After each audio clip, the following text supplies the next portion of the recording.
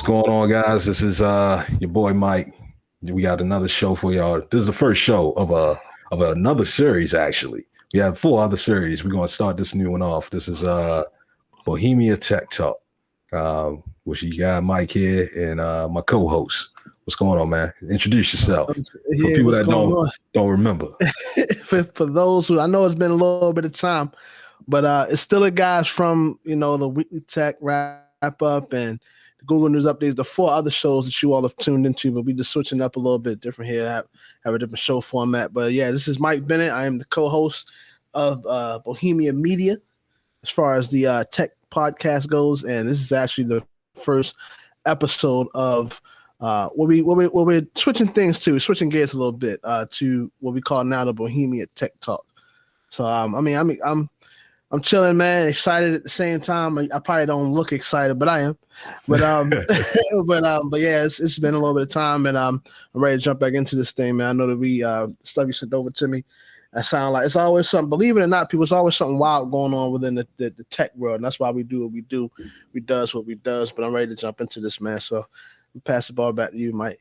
Yeah, man. Yeah, we just trying to make it easier for y'all to find the content without having to split out the shows and stuff like that. So we got one show, all the content.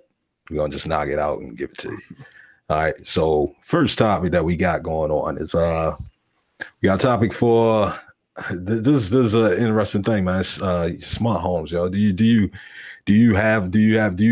subscribe to the smart home behavior, to the smart home ethos? Well, I think that just the idea of it is very it's just in the natural course of where things are, right? I mean, if you just think about how tech started off, right? We came from the abacus, and now we at this point where we got virtual reality and stuff. So I mean, yeah, having being able to automate your home, I mean, I don't have a problem with it. I just think that in fact, I would actually encourage it. It's more so, I would say, for the average person, right? Or maybe, depending upon where you live at, you being able to automate different things in your home, it may not be a reality for you just yet. What I mean? I think if you're folks in your Section 8s and all that stuff like that, probably don't necessarily, maybe able to do that with like a microwave or something, but there ain't no garages or no lawnmowers or nothing like that. So, if you got it though, yeah, I mean, for sure. Like if it's something where I look at it, for example, I got kids, and if it come a point in time where rather than me having to go into the room and cut the TV off and have to deal with all that stuff, I can just go ahead and just have it set to a timer where boom, it just come off while I can talk into something. Yeah, I was about to say, the timers for a minute. Yeah, the timers for a long time. You could always be like, put it on sleep. What is the sleep timer for 30 minutes? Right. Yes. If it's just sitting there, it'll cut off. Right. So I guess more so along, like, let's say that, what would be a good example of, say if somebody get in trouble or something, I don't got to go in there and cut it off. That'd be part of my argument for real. Things like the sleep timer, like it's been there for a minute. Like smart technology, in some ways, it's always kind of been around. You know what I mean? Like, something as simple as a sleep timer saves you a lot of money, and it was a part of a whole energy efficiency system. Being able to save a couple dollars by not having your TV run for like 7 hours while you sleeping. Like that was a big thing for a minute. And technology only advanced a little bit more. This article, let me talk about the article. Let me get out here. This article is about what is it? It's called the title reads "Can't Take the Heat. Texans report energy companies adjusting smart thermostats." It's not the NFL team, people. Not the Texans. Not the Texans, but Texans, like the citizens of Texas, that they are reporting energy companies are adjusting their smart thermostats. They're saying that basically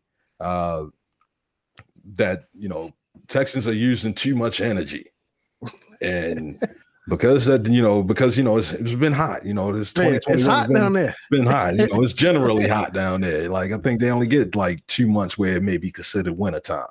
Like that's wild.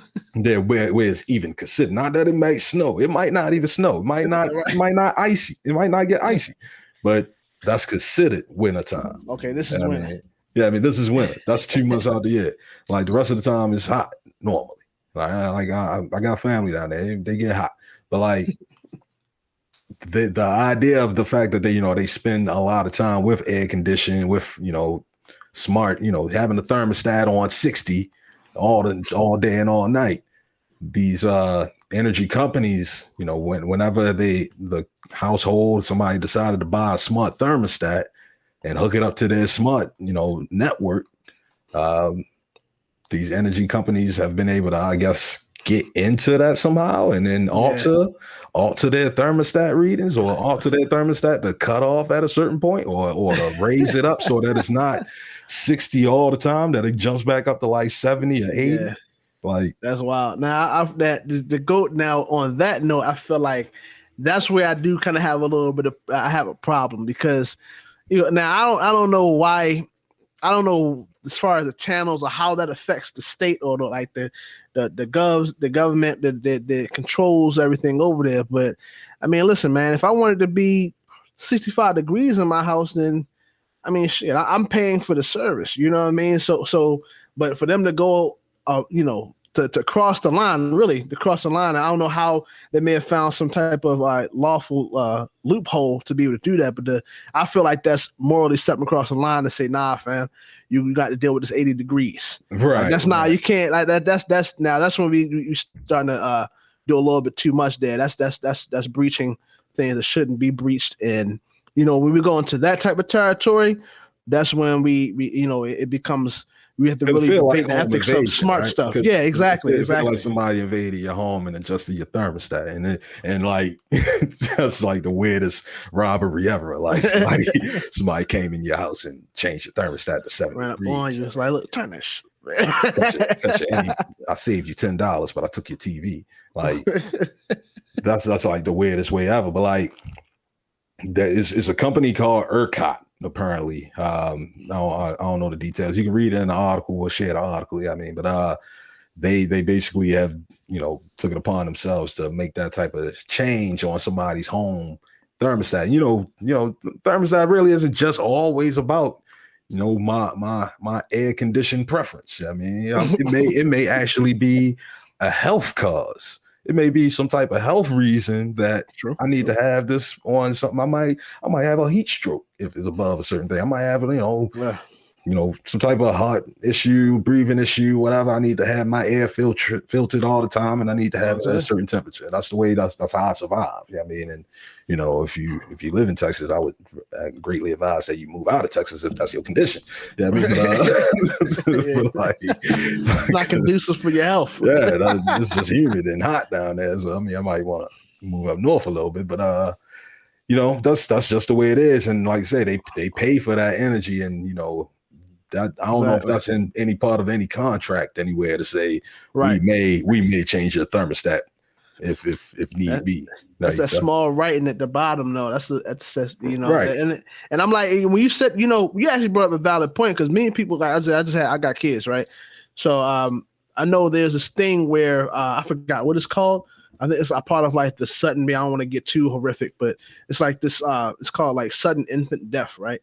Whereas though if a baby is within a certain climate, a certain temperature for an extended period of time, it can result in their death, because they're new to this whole world, right? So right. I think it's like around that same thing of like maybe 79 or 80 degrees or higher. So that's actually kind of dangerous. If you think like it's something to really discuss, because if ERCOT, I don't know how they come up with that name, but but if they really doing that, and then it results in a bunch of babies dying, then it's like a whole key idea with class action laws. It can get real messy. Right. Exactly. And then they say they doing it to save a couple dollars.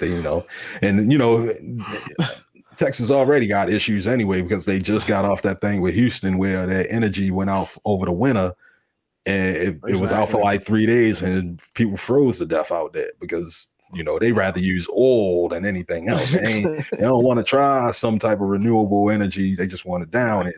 But at the same time, they want to cut everybody's temperature up, and they want to, let people freeze in the winter. So, I mean, that's something that Texas is going to have to deal with, because, they have different energy policies down there because they're a big Texas state.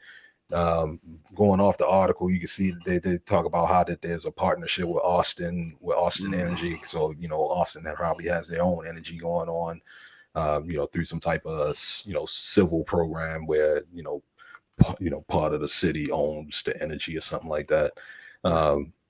Different things. But if you ain't part of that system, then I wouldn't advise having a smart thermostat for a while. I subscribe to some of these smart devices, and I got a smart thermostat that I'm waiting to install. I got it sitting there. I had it sitting there since like November, just like, you know what, I ain't ready yet. I'm not ready to go that extra mile, just because I don't feel like cutting off my stuff long enough to install the thermostat. That's really just laziness for real. There's so many things in my house, dude. It's like it should be up, but it's the fact that I don't feel like having to go like with my internet. Sometimes I'm playing that, as I digress, my internet, I'll be playing games, shit like that, and like it'll start to like something to happen where I lag out.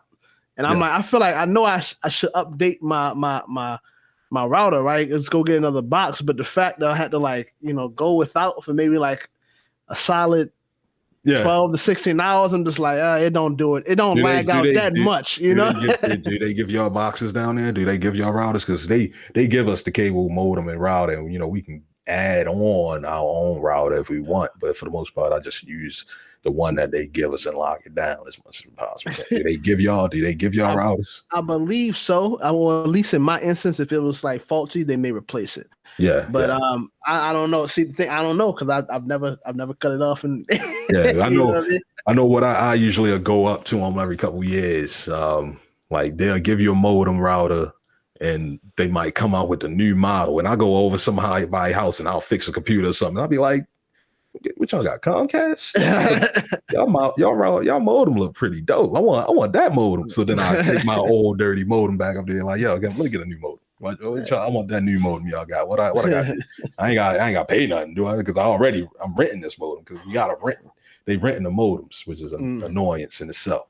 But yeah, man, it'd be issues. Everybody got a house issue that they got resolve. But that's I think overall, though, with the whole smart, so the thing is, I say overall with smart technology, when it comes to like your house and everything, it's a step in the right direction. You just have to then, just like with most things, I think when it comes to technology, is that it provides a great quality service, but then when that service provider tries to step in and regulate things, that's when conversations has to be had as far as what they should be able to do, and then what shouldn't be an issue. You know what I mean? Right. Yeah. So. Yeah. Let's go ahead and talk about this next thing, man. This Sundar Pichai. We're gonna get a little bit of Google news. This article, I chose this random article. It's been floating around, but I chose to use this small article. This small news site. Udemix, however you spell, like Udemy IX. So Udemix. Yeah. Article reads, Google executives complain about CEO Sundar Pichai. And it mostly goes into, what I've been saying earlier, what I complained about a couple months back about Sundar Pichai being like, he kind of too passive, and this is just a complete op-ed opinion. I mean, it's that it's like he's not making the moves that you remember coming out of Google from the past earlier, generation of Google when they first started.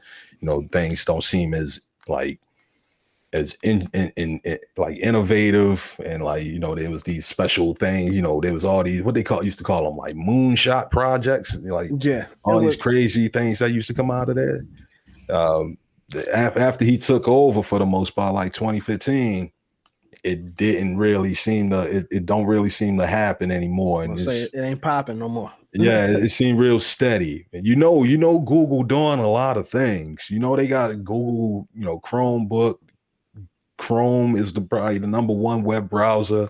Android is the number one platform. They got all this ad money. Yeah, I mean, and they they got the cloud. They compete with every major market. They collect probably as much, if not more, data than Facebook. They have everything on lock when it comes to what they should be doing. But it seems like they have gotten like a lot stabler, and it seems like they're not really making any moves, which sort of, it reminds you of companies like IBM or Intel in that way, where they become more like of an institute, and instead of being like one of these fast startups making breaking news every week. Yeah, it becomes more something like this. Like the IBM, like, it's more like an infrastructure type of thing where, it's a. If you think about it, maybe if you were to open up your laptop, if you're on that level of tech, you oftentimes will find something from some of these companies, but they don't have that spice that, you know what I mean, that would give them the, like you said, that startup feel, or that, that progressive type of really something that, I would say, if a person is indulging and makes them like, it has some type of, how can I put it? For example, like if you're dealing with Apple or, the Googles and stuff like that, depending upon what you're using and how you're using it, it has something to do with the social hierarchy. Like some folks feel like if you're an Apple user, you use iPhones, you're over here, same thing with your Droids. You get what I'm saying? But for like your IBMs and all that, they don't fall within that. So, with Sundar Pichai got going on, I think that by him coming into, Google, be it that I feel like they've always kind of had that energy, but how he's been moving and shaking is it's been regressing in some way, to be honest. Yeah. I mean, and it's come to the detriment that with like 15, they say like 15 executives. I'm not sure what level of executives. I thought I heard that they were VPs, but I might not be sure. But that 15 different executives basically wrote a letter to Sundar Pichai, just explaining or complaining about all the different ways of how the company just seems like it's being stagnant, or it's been stagnated for a while, and no innovation is coming out of it, and they seem like they're missing out on deals. One of the things that you were talking about was like how they missed out on this big deal with potentially buying Shopify to be competition with Amazon. And Amazon basically, Shopify, they missed out on the deal because Pichai said that it wasn't really worth it. And since then, Shopify has basically went up in like 10 times worth of value. And like they completely missed out on the deal for real. And they still trying to find a way to compete against Amazon. It was right there. And it's like, that's a thing. That was a market that was right there for them to capture. It was in the industry that they in, they usually don't necessarily come up with new innovations all the time as much as they buy companies, like Facebook buys companies, Amazon buys companies, Microsoft, they just buy companies, and Google hasn't really bought a major company in that light.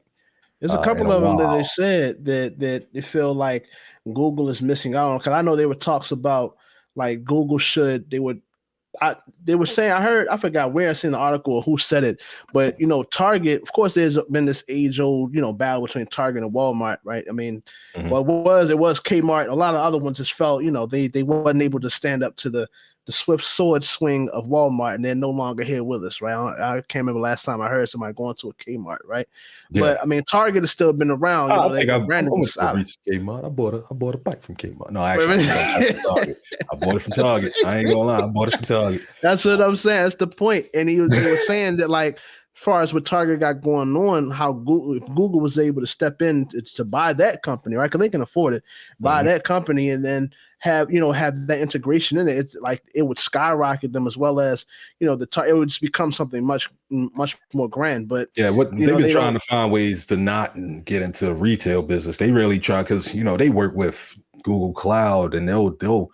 I know when I went to some of their events, like Home Depot would be their biggest partnership, and Walmart would be their partnership, because they trying to compete against Amazon. So like they wouldn't necessarily buy out like Walmart or Target or anything, but they would work with all of them to fight against Amazon. I mean, and like they would try to just say, we trying to allow y'all to maintain y'all business, just being able to compete against Amazon, because that's the real problem.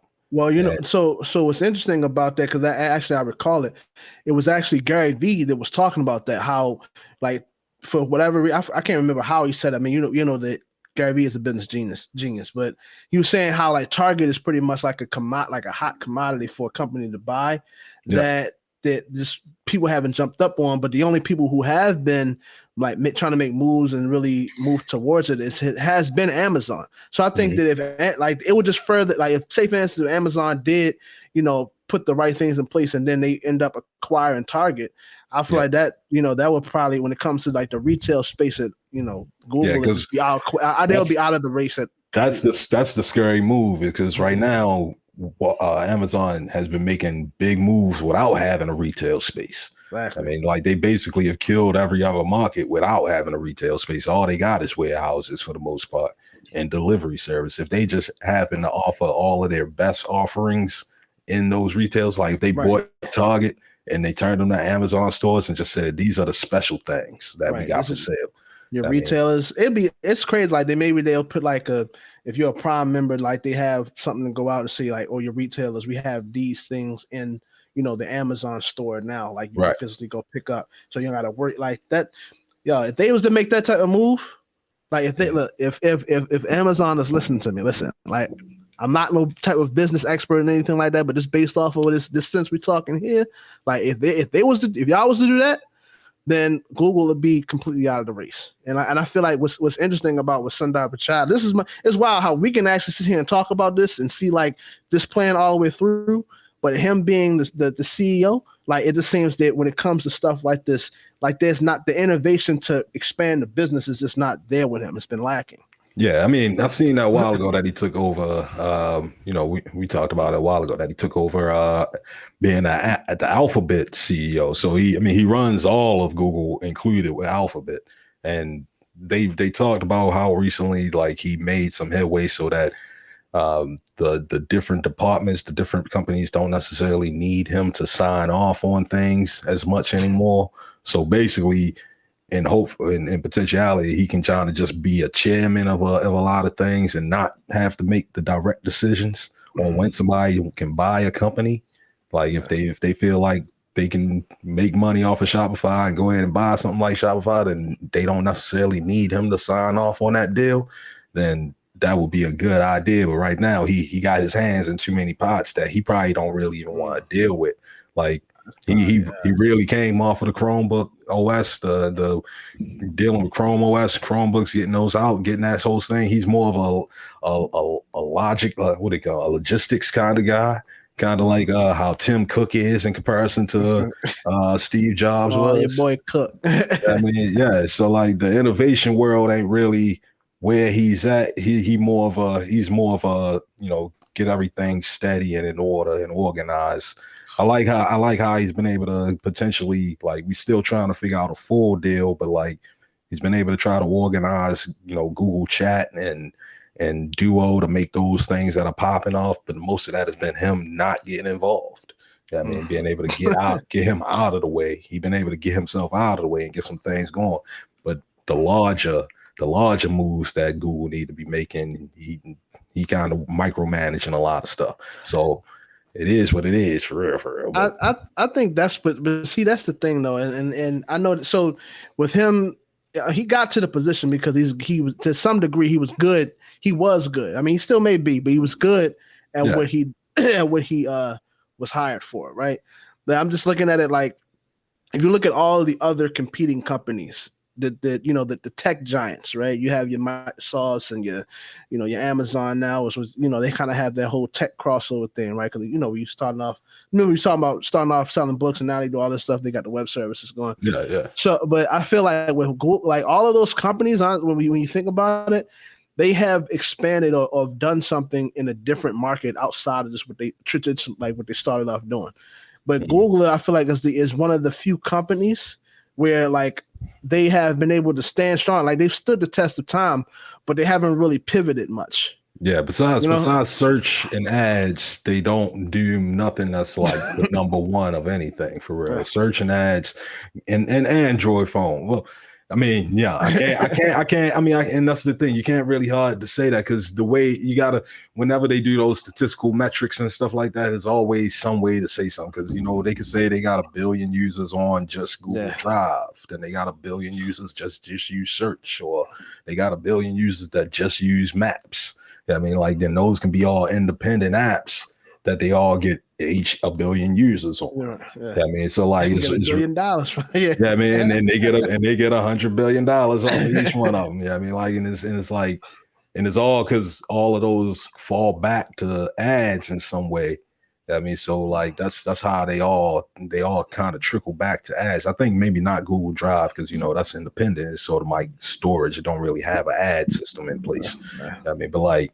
But you got to pay for that joint, though. But you got to pay for it. Right, you got to pay for it. Yeah, I mean, so money got to come out. Yeah, I mean, somehow. Yeah. I mean, so like the things that they offer for the free market, those things make some money. But even then, like that ad model is going away sometime soon, one of these years. I mean, so that's what the whole big issue with their antitrust and getting caught in Congress is all about, is data collection. Y'all taking our data, using it for ad money. So that's going to eventually die out, and they got to actually have products to offer people. They got to have something that really speaks to the people that can't be turned over because it's an ad money system.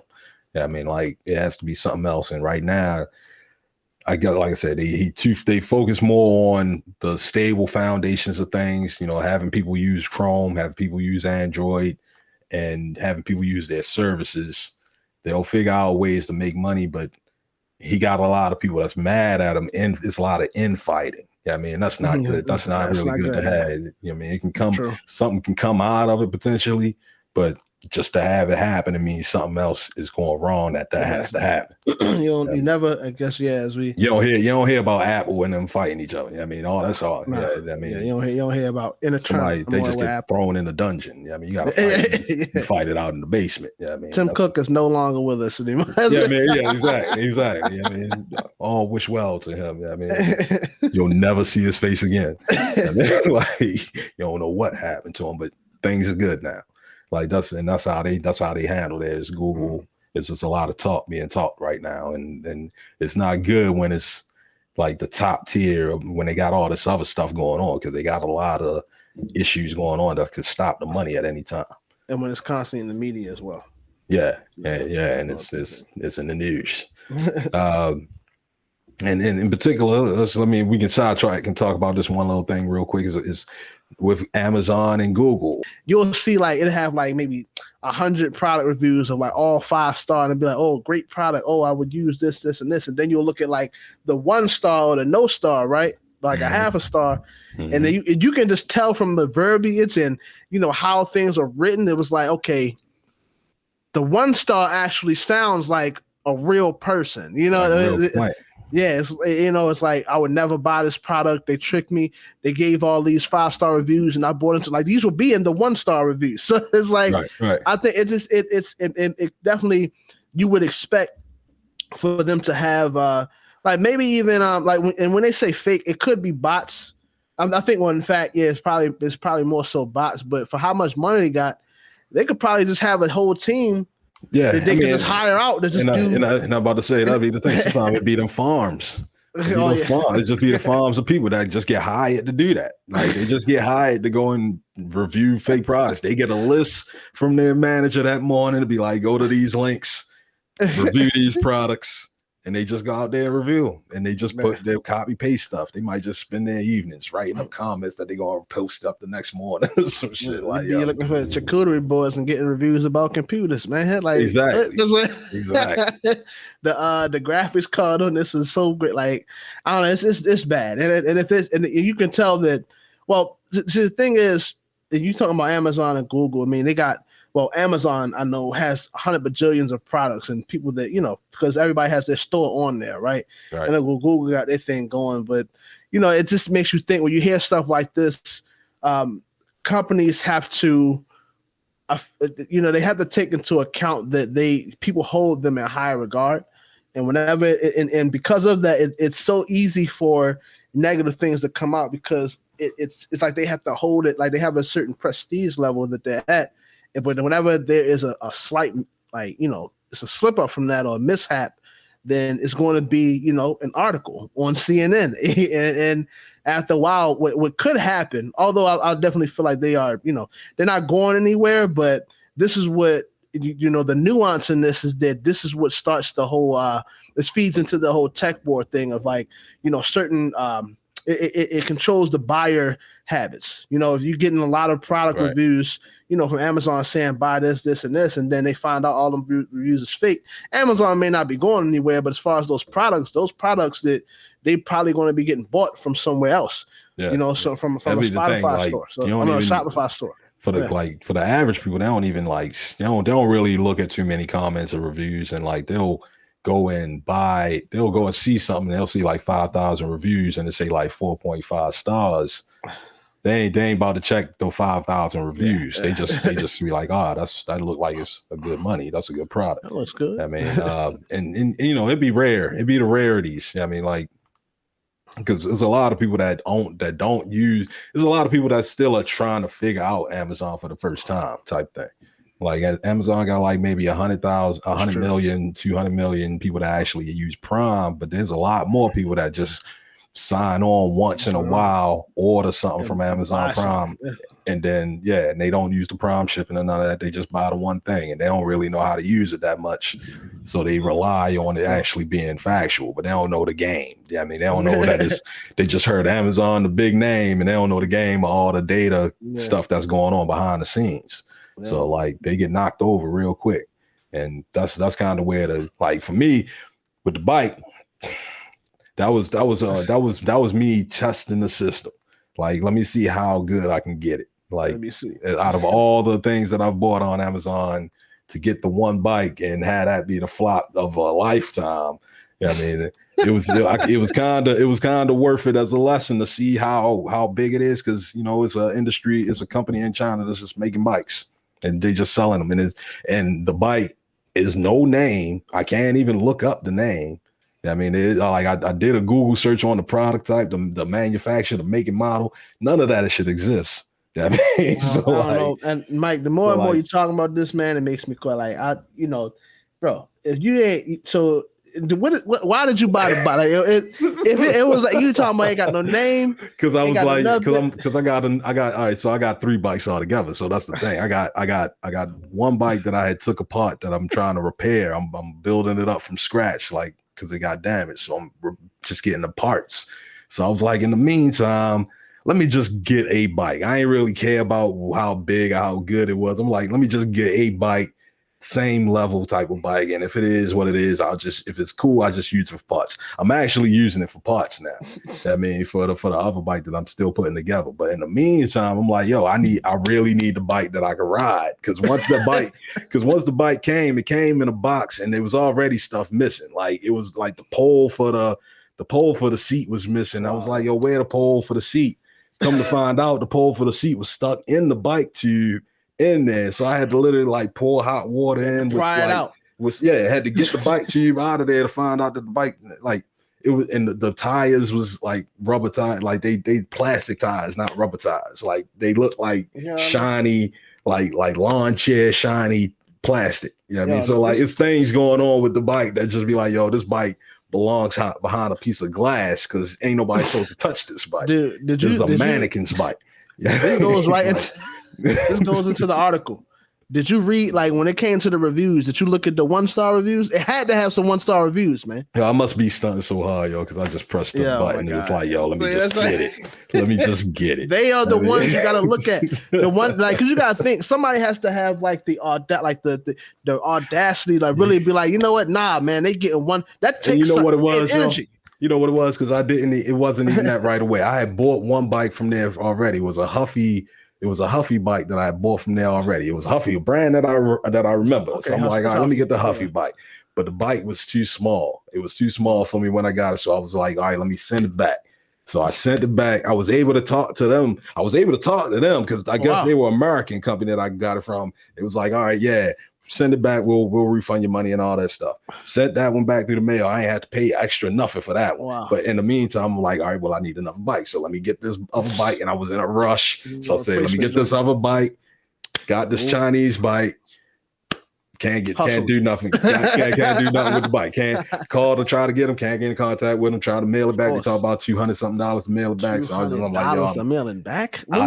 I asked them questions about the pole and the thing. Couldn't get they were like, try to see if you can buy another pole. I'm like, yo, no, I want. Yeah, no. That's wild. So like, this is just a bike in the air. In the meantime, you need to report them. How they going to have a local spot and got a real bike? Yo, how you going to be a company and don't have no type of like solid return policy? That's crazy. So but hey man, that's self-inflicted. That's what I said. It's self-inflicted. You know, I mean, so like that's just what it is. It's that's why I'm like, it's my fault because I should have took the time. I knew the things that I should have did. I mean, I still did because I was in a rush because I had bought the one and it didn't work. So I was like, I mean, it wasn't the one that I wanted because I already have the bike that I'd have already that I just had took apart. So I was like, let me just get another bike to hold on to while I'm fixing this one. And the first one I got, I was like, it's the Huffy is too small. Say, let me get the second one. The second was a junk. And I said, fuck it, I can't do nothing with it. So I just got stuck with the second one. So I got the one that I'm still putting together, the mannequin bike, and then the other bike that I really ride. Mannequin bike. Does it even look? How it look? It looked dope. And that's the thing. It looked dope. And that's what got me. I mean, I looked at it, I'm like, oh, it looked like it got the thing. But then when I got it and inspected it to the one that I already have, like I'm sat there, I'm like, why the wires in like, you know, the wiring for the brakes, for one of the wires just sort of falls out the brake. Like when you press on the brake clamp, like the wire sort of just falls out. It's loose. Like, so you telling me this thing might be prone to not breaking? So I might just up the box and seeing the all spot. He couldn't handle it. No, I'm telling you, it was so many things wrong with this thing. That I was just like, you just look at it and you be like, yo, this ain't a real bike. This look like somebody made a bike that never made a bike before. This is the display joint in Dick's Sporting Goods that you're not supposed to take home. That's what I'm saying. That's what I'm saying. It looked like the cell phones that you see, and it just be a paper, it'd be a screen, but it just be plastic. It looked like a fake bike. It looked like a fake phone. Like that, it's not real. Like, and you got to be close up to see it. Like from afar, I could take pictures and be like, yeah, I'm stunting, but up front, you got to really look at it and be like, yo, that bike ain't real. I mean, and it ain't real because you can't Google it. It's only on Amazon Prime. It's only on there. I mean, there's a fake bike from China. I mean, that's what I'm saying. Fake bikes, fake reviews. Go ahead, Congress, get them. I don't even care. Get them. Yeah. And then you gotta hit them. See what's up with them teams that's leaving them fake long reviews, man. The outsourcing dudes got a whole squad over in the Philippines. Like, they can't really do nothing. They gotta hope that international policies, Interpol or something like that. Like they gotta connect with that country and hope that they believe in the same things that America believe in. And like they probably making money off the backs of that, so they don't really care for it. They like whatever. Yeah, I mean, like they more mannequin bikes, man. Yeah. So it is what it is for real. Like they the government could tell them that you gotta fix this stuff, but I mean that's international gameplay, right? Like this ain't American rules. They selling off of others. It's a whole nother system, and it's just you ever get God, I got God. I'll take that shot. That was like the first time I really got God ever in all my years of using Amazon. I'll take that shot. In all my years of getting bikes, that's the first time I got you. Never again. Fool me once. I mean, never again. Next article, man. Jeff Bezos sues girlfriend's brother. I mean, this is a TMZ article. We're gonna do some TMZ stuff right here. He told him to fork over the cash, dude. This was the funny one. Yeah, I mean, he told Jeff Bezos, already the richest man in the world, even with his, well, maybe not as rich, maybe I don't know, even with his divorce. I mean, he still got a lot of money. I mean, is mad that his boyfriend, that his girlfriend's, because he already got a messed up situation going on. His girlfriend's brother. I keep saying girlfriend's boyfriend. Let me get that right because that's a whole nother situation. But his girlfriend's brother he had some money in like a house or whatever. He had like $2.2 million in the house, but he had to like for some reason or another, he had to get rid of that for tax reasons, for accountability. He had to say that this isn't his property anymore, but he was hiding the fact that he was still own that property. You know what I mean? Saying that was still his. And that's, it could cost him money in doing that. But Jeff Bezos wanted to put his 2 cents for being a billionaire that he is, because I think he just did that. It is what it is. I think he was just in there because, I'm Jeff Bezos, bitch. I got too much money. Stop trying to hide shit, because paparazzi is gonna come. They're gonna be at your door. They're gonna say that I did this because you're doing it. If you need $2.2 billion, nigga, ask me. Like, that's come on, Slim. I got it. We got too much. We can make too much money, bro. Like, stop hiding the stuff. And that's what I think. He already had issues with him, and that's because of the whole. That's how they even found out. That's how the whole divorce happened. Yo, I was gonna say he put the text out there in the first place that that Bezos was, even dealing with old girl. Surely.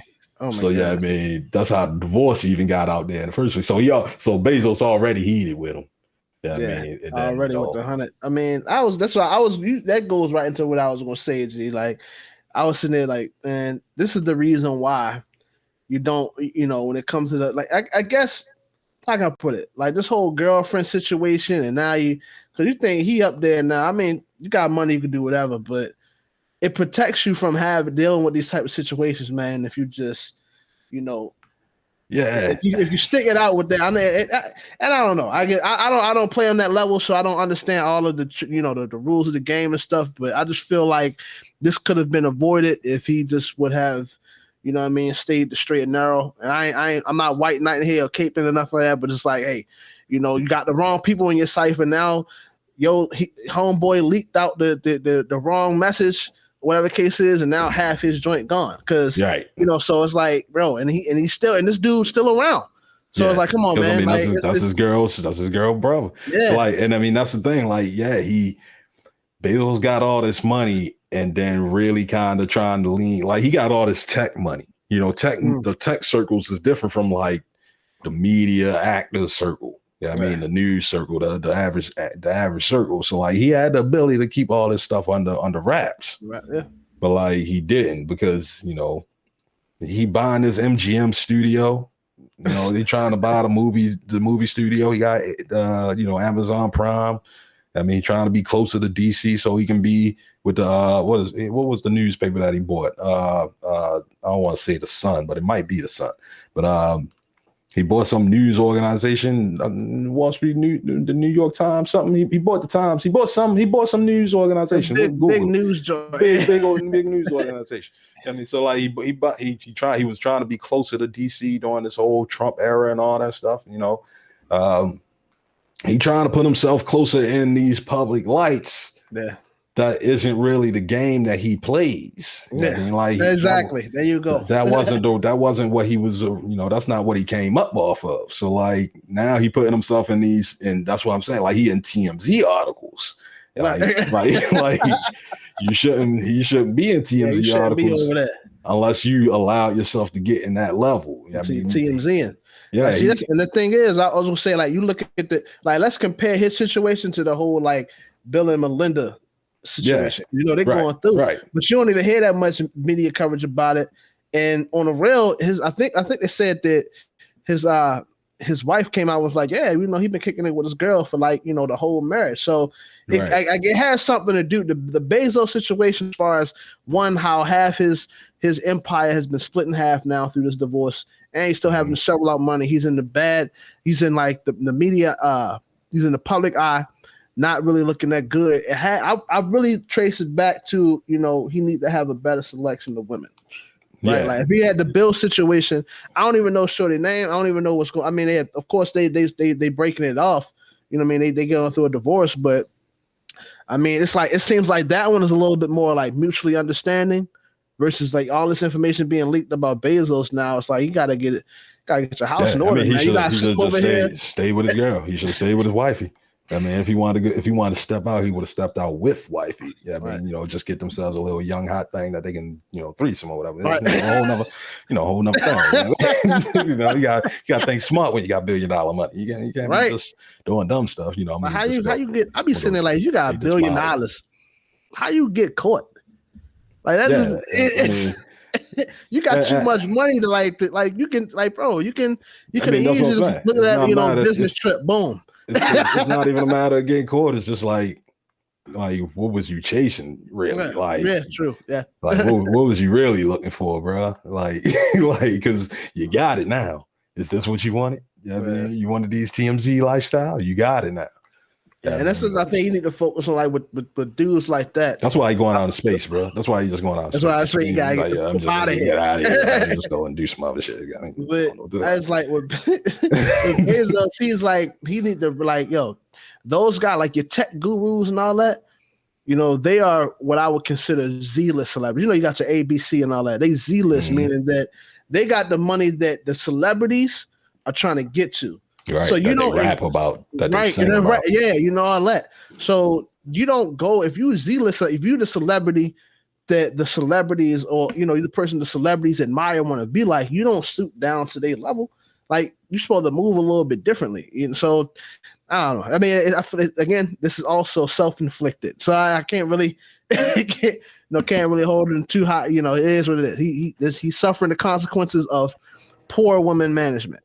Yeah. I mean, that's society, yo. That's society. That's the pressures of society. I mean, he got all this money and got all this stuff, all the glitz around him. He think he is the characters that he see in the movies, so he want to portray that and feel that. I mean, after a while, he used to be, the nerd that worked out. He basically did the library game for a while because selling books is the library game. I mean, he was just basically accounting for a while, and now he's the most powerful, richest man in the world. So, I mean, he want to flex it the way he think that should be flexed, which is cartoon television shit. Yeah, ain't real, and he's feeling it. He half of his $1 trillion or 100 million. He was $100 million.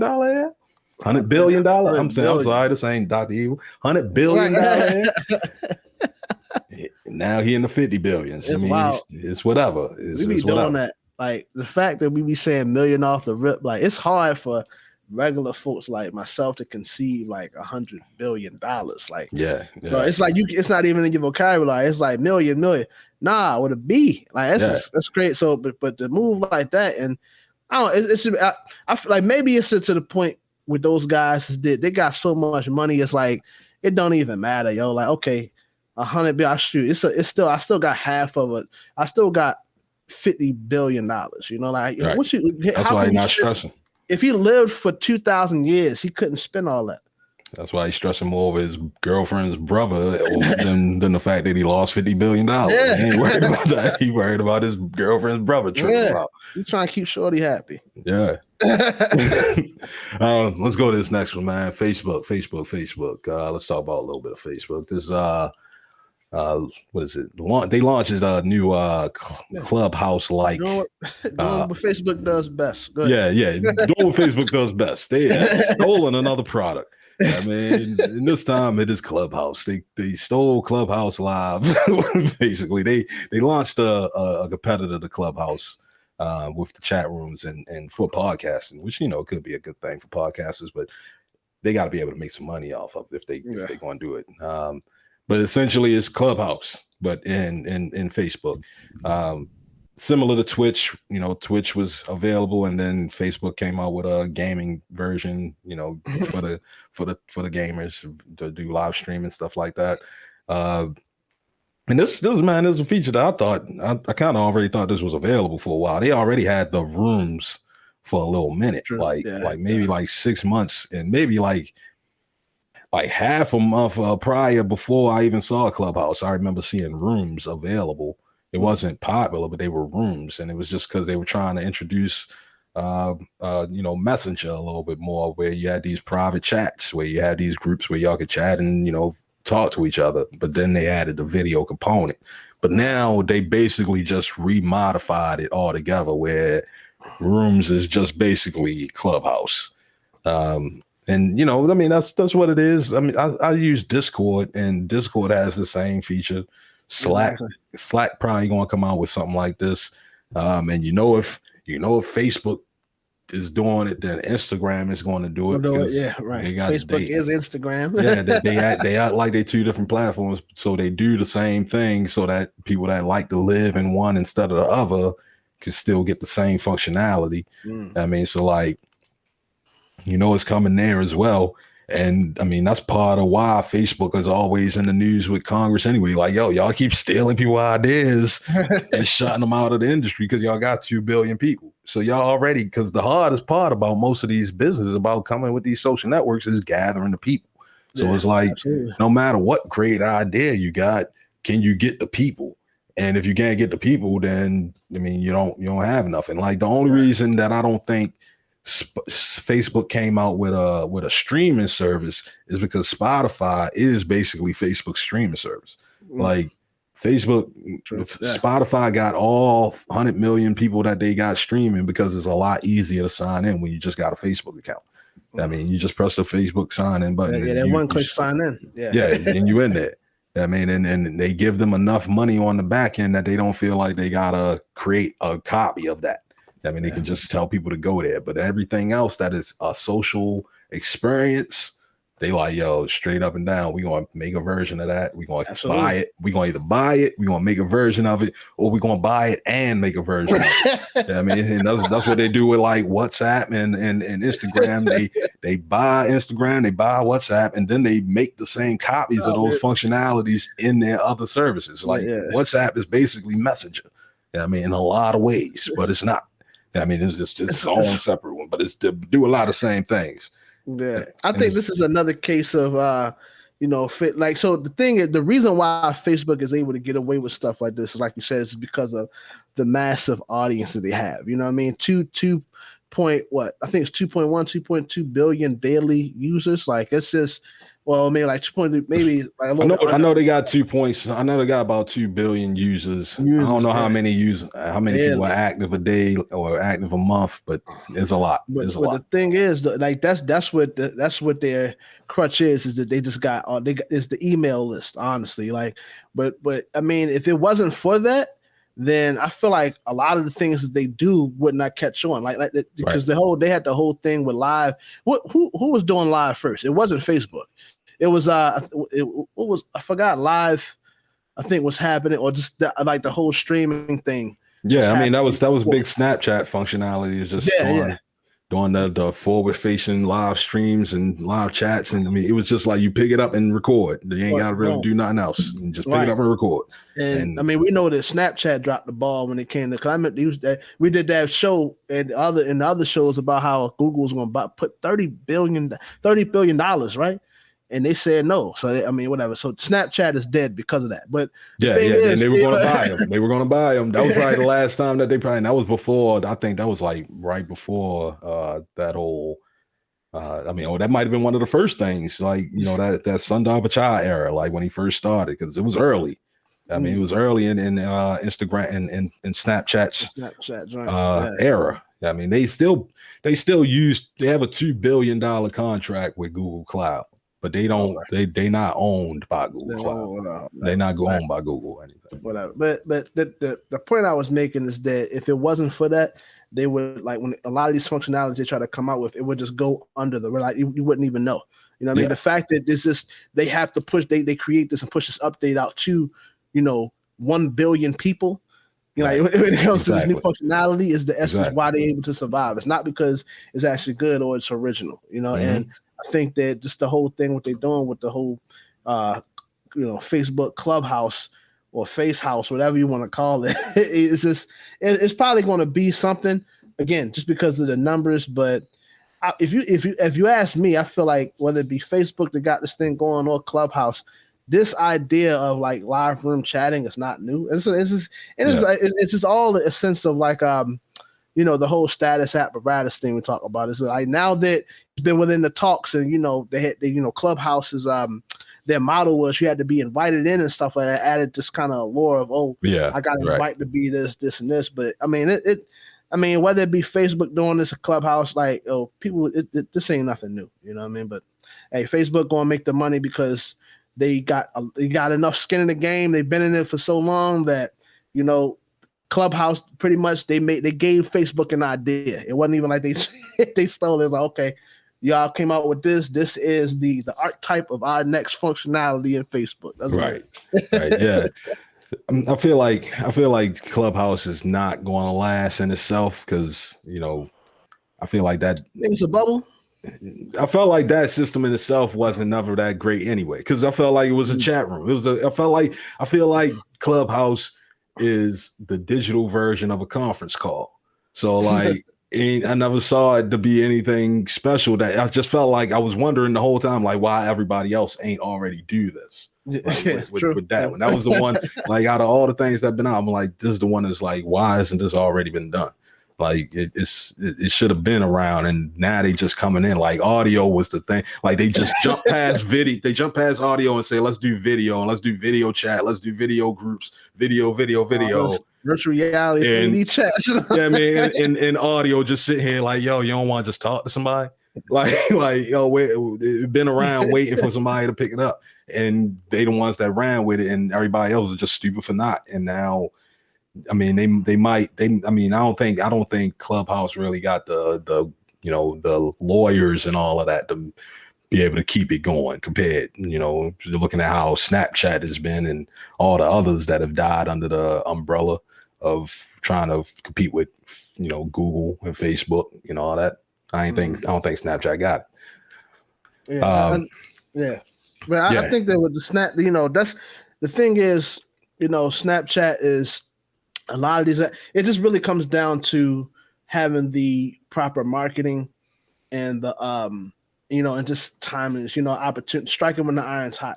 Because what's interesting is that with the whole thing that's happening with Clubhouse is that I just feel like it's a hot iron. It's like you said, it's always been there. Like if you're doing video chat, you're doing audio chat as well. It's not right. That's what I'm saying. It's just that for whatever reason, the iron just wasn't hot when it came to, you know, just pure audio chat. And then of course how they designed it, you know, they try to push the narrative of like it's something that you need to have to be in the know. The whole invite system, you know, the elitist process. Let's hit this next article about VR, dealing with Facebook again, but talking about VR this time. How Facebook is quietly preparing to dominate virtual reality. I don't think they quietly plotting on doing it. I don't think they quietly plotting on dominating. You know, if Facebook getting in it, they plotting on dominating. That's what they do, is that they dominate platforms. And and like virtual reality, I feel like that's where they can dominate the next one, because they the only ones that's really kicking it like that. Like what platforms are even out there? There's Oculus, which is Facebook. There's the Vive VR, which is, I think, Steam. Oh no, that's HTC. It's HTC, and you know, who got an HTC phone? Yeah, I mean, anybody got HTC anything. Like HTC ain't really pushing out much. Like the HTC Vive, PlayStation VR. And like the PlayStation may have another VR come out soon, but I don't think it's going to be able to kick like that. You can't even get PlayStations like that. Like you can't even get PlayStation 5. So how you going to get a PlayStation VR for your PlayStation 5? I mean, we was talking about this, like how by the time PlayStation actually come out, hit the shelves, they're going to be like, you know what? We got a better, you know, updated version. Yeah. It's not going to come out until 2 years after. Right. It's going to be something out by the time you get your PlayStation. By the time, like, maybe a couple million got it, like maybe 2-3 million people got it so far. By the time 10 million people actually have a PlayStation, it's going to be the new PlayStation Pro coming out. I mean, the new model PlayStation coming out with a terabyte of hard drive space or 2 terabytes SSD storage or something like that. So by the time it's like, and then they got to actually come out with the VR headset. So you already buying it for $500-$600, then you got to probably do the VR2 for like another $300-$400. So like, I would say two, the low ball in it. But yeah, I mean they got low ball themselves. Yeah, I mean they yeah. got to dig in their own pocket. Like, and they could potentially do that, but I don't know if they're going to do that. They ain't already got the money for that no more. Like, I don't know if they got the money like that no more. I don't think Facebook. I mean, I don't think Sony got the money like that anymore. Yeah. But Facebook got the money. Google got the money. I want Google to buy Sony so bad, but I swear to God, I think Sony. I never thought of that. I think Sony trying to position themselves for Apple to buy them.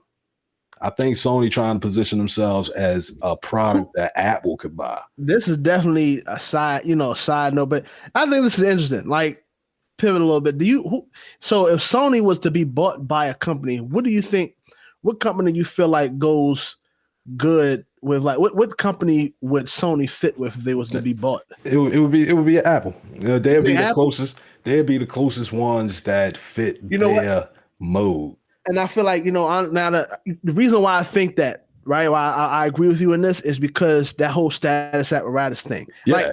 Like PlayStation, because of how now it's interesting because, like, if you were to compare like Microsoft to Apple, right? Microsoft has been a little bit more like, they've been on the government side, and this we understand that. But then like Apple came on the scene with the innovation and stuff like that, and then that's when the indoctrination thing happened. Whereas though Sony, it's a little bit different. Where it was actually a lot different than the fact that Sony was like, when it came to their game console, was like one of the most prevalent. It was like a steeple to a lot of our, it was after the Nintendo and the Sega joint, then it was like Sony PlayStation came out, so a lot of what Sony's like how they've been able to stay alive so long is just because they've been in it for so long, and they were a part of the first, like, that generation that gave people an alternative, if you will, right, when it came to that stuff. But then now that I feel that it's like they have that same thing in common of that indoctrination or that brand loyalty. Because if you think about it, like we were talking about with the Xbox thing before this, is that, I feel like Microsoft, when it comes to Xbox, they kind of doing a little bit more. Like, then I just looked at it as recent. I mean, I'm going way off track here, but I know it's a game that was Ninja Gaiden 2 I was trying to play. Yeah. And they said the reason why they had to make a new version at the time, came out for 360, but they had to make another version for the PS3 because the original game, how it was designed, like the PS3 couldn't handle it. So they had to make a whole nother, but then people still bought it because it was like, oh, well, I just love PlayStation stuff. So it actually makes sense. I think that they probably would be able to, if they was to go with Apple, it fit that same dynamic. Yeah. It would fit their business model. Like, Sony is selling experience. That's what they keep talking about. Like, and that's exactly what Apple is always selling. Like, they always talk about, you're gonna feel this. Like, you're gonna it's gonna be a part of you. Like, they talk like that. Like, the difference that Sony is a Japanese company, so they their business is separated physically from Apple, but their ideology is very much in line when it comes to the whole concept of exclusivity and like because we're not trying to just build another machine. This isn't a machine. This isn't a game console. This is something that you can feel, something that you can taste. They damn near want to have a controller that you can taste the experience if they could. Like, they got the trigger happy adapters and all the rumble, the what do you call it, the different type of rumble. It's the feeling rumble. It's like haptic rumble or whatever. But like, they got all these things to try to make you feel this system, and that goes with their ethos. Like, if Apple was to buy a company like Beats, then I could see them buying a company like Sony. The larger piece would be like to collect Sony's patents, because Sony has patents on Blu-ray. Even though people don't necessarily use disc as much anymore, Blu-ray is still like the number one disc because it holds like 200 gigs of storage. So like that's the way that they deliver media. It's like what they call the fastest way to give somebody 200 gigabytes of data is just to give somebody a Blu-ray disc. I mean, so like if you want to give it to them, is that, and they hold the patent to that, and they also hold the patent to all these cameras, the camera sensors. Like Sony is the camera sensor company. I mean, so a lot of people get their camera sensors from Sony, and it's the same thing because the Blu-ray disc and is reading off of a laser, which is the same type of sensor that is used for the camera for a sensor to see the light and whatnot. So it's the same type of technology. Sony is big in that space. They got the Blu-ray technology. Sony owns Blu-ray. I mean, they have these patents that Apple would love to just own. Just be like, these are Apple patents now. And then if they could also get, because Apple wants to get in the gaming space really bad, they just don't really see how to do it properly. That would give them 100 million users right there. I mean, 100 million. Absolutely. And I think like it'd be good because if they tried to make their own thing, I think it would have the same effect of Apple TV. Like Apple TV, you don't really even hear, Apple TV is just like, it's a service they have, but, everybody else has just been in it for so long and has so much brand loyalty to trying to switch to it. It don't even matter if it's exclusive. That's how you know that, you kind of been, you've kind of been locked out of the game. Even if you have these exclusives, like people just don't even care because it's like, I'm not leaving Netflix. I don't care what this is like. I'm not leaving these things, man. Like I get with Amazon, I get free deliveries and movies. Like I'm not leaving, So I feel like the only way that Apple could get into the gaming industry is they had to buy out something, and then so the Sony. But I mean, that's what I'm saying. Like Sony don't have Microsoft money, so they need to be able to be. They need somebody to buy them that's in that space. Yeah, I mean, the only people that are in that space is Google, Apple, Amazon, maybe Facebook. But like I said with the article, Facebook in VR land. Yeah, that's right. Yeah, Facebook they already bought Oculus for $1 billion, and that's what they selling, and that's what they push. Like you might see, I got that Oculus box back there. Like I bought one so I could test the platform, and like it's great. It's a great thing, and it's old tech. Like that's a mobile phone. That's basically a mobile phone and a headset. So I mean, it ain't like it's strong technology, but that technology be doing some stuff. I mean, like you be in there, and you won't worry about another console because it gets you in that space. So like if Google, because Google dropped Daydream, like they was doing Daydream VR for a while, and they not doing that anymore. Like they may do some VR stuff with Google Stadia, but like we already talked, I ain't hoping on nothing with Google anymore because their practices, their business model. So it's whatever. I mean, Stadia might flop as well. I mean, so like that's not happening. Nobody's buying a PC so that they can get a HTC Vive. Nobody's going to be able to get another PlayStation so they can get the PlayStation VR. So Facebook going to eat all that lunch on virtual reality. They're going to eat all of it for the next 5-7 years. They definitely, I mean, it's because you don't really hear like too many other folks like you said, Facebook is going all in on that. I feel like with other companies, like VR is like a project that it's like they kind of play around with, and it's like, it's the future. Like Facebook is trying to make this a now. I was sitting there I was laughing. It's another side note because I seen a meme that said Stadia is like Google Dreamcast. Yeah, and like it's wild because I feel like that's the effect it's having. You don't know it's about Stadia that much, but I digress. But and that's the thing, because Amazon got Luna. Ain't nobody really buying no streaming games on Luna. That's their version. Xbox got xCloud. And that's just like a caveat for people that are willing to already go in. They already got to have an Xbox Live Pass. They got to have a Game Pass, and then they can get up to the xCloud level type thing. So it's like it's in the streaming era of gaming is still not here yet because it may come with all this. People can't get consoles. Yeah, and that's the thing. Like people can't get consoles. So like, if you can't get a console, if somebody just be like, all right, we'll just give you a controller and a little thumb drive to hook in the back of your computer, the back of your TV, and you got like streamed internet, streamed gaming, and you can play the same games, then it's whatever. At that point, ain't nobody gonna care. It was like, all right, I only got to pay $100 and then a subscription instead of $500 and then a subscription and the games. I mean, it makes sense. It makes sense. It's just the business model ain't there yet. It will come if people don't get their consoles. Okay. And it's wild because I think when they do that too. Well, we probably gotta move on. But another question I had about this is that with like the virtual reality thing is that how would that play out with like streaming virtual reality games, like the VR games. Yeah, I feel like I mean, when I test playing that idea, just the idea of it, it just seems so streamless because all your VR headset is input. I mean, like the cameras that's on it, the hand controllers that's on it, that's all input to the computer that's in the thing. Yeah. If they just send all that input to the cloud and then all you get is a feedback of video in your eyes, then I mean you can have the most high dense graphic game out. I mean, that's running in the cloud. You only just need to be able to stream it in.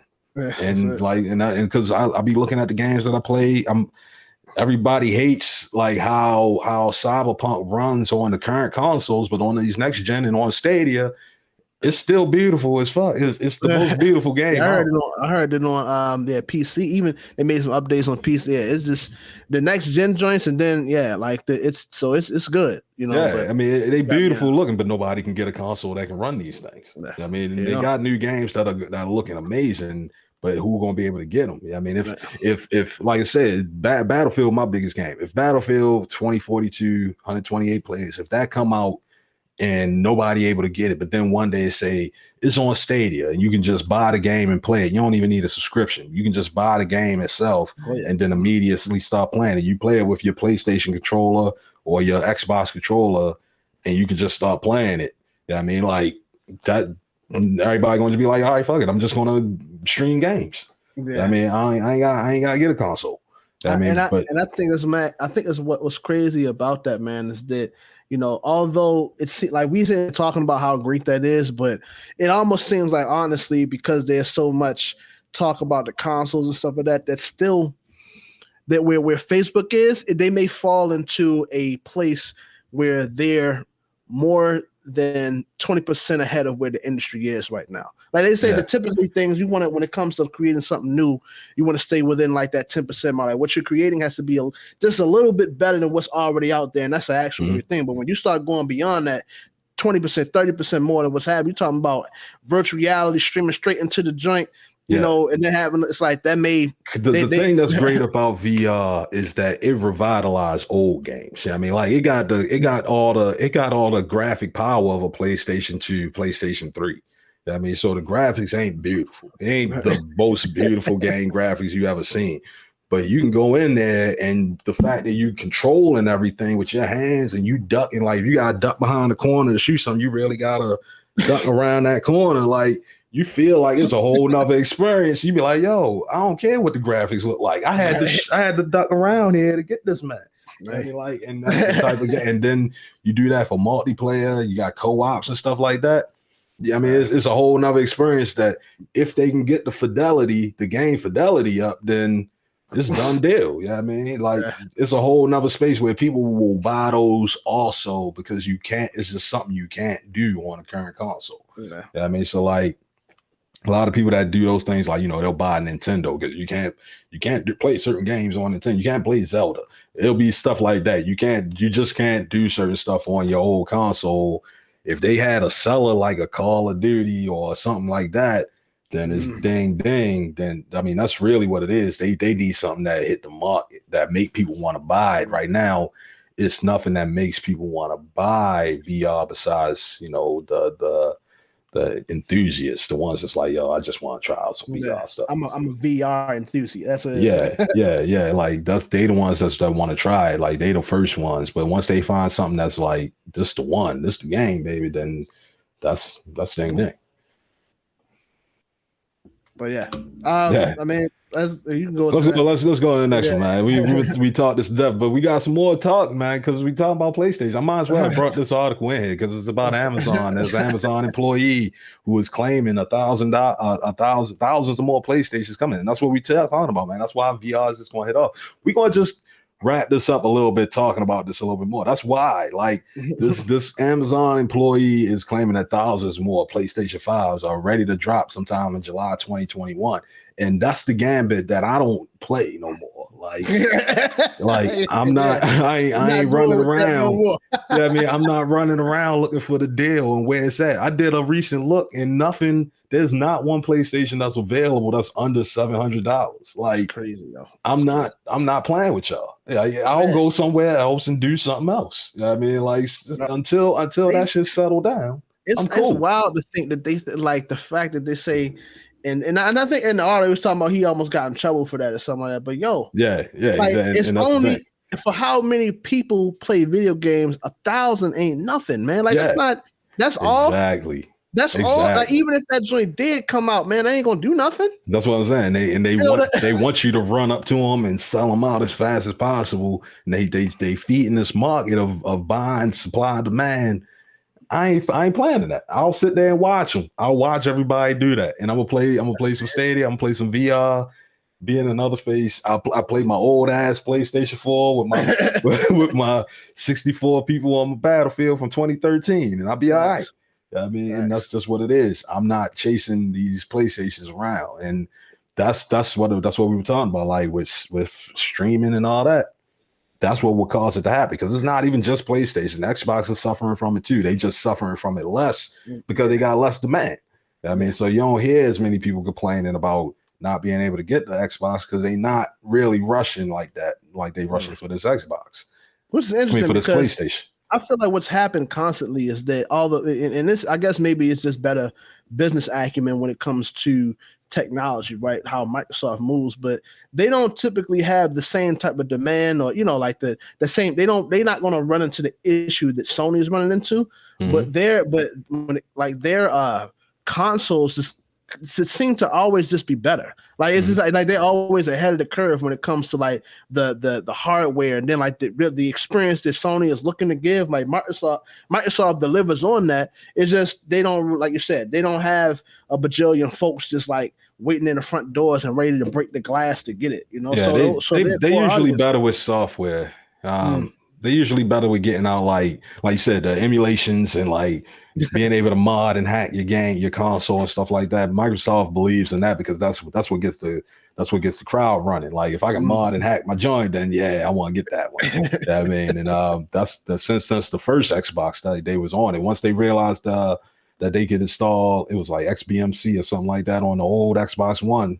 That been their model for how they gonna win on every console. Like the 360, I think they tried to stop it a little bit, but that just stopped the market. I mean, that just stopped the people from wanting to get them. Like, yo, I'm not going to get it if I can't do that.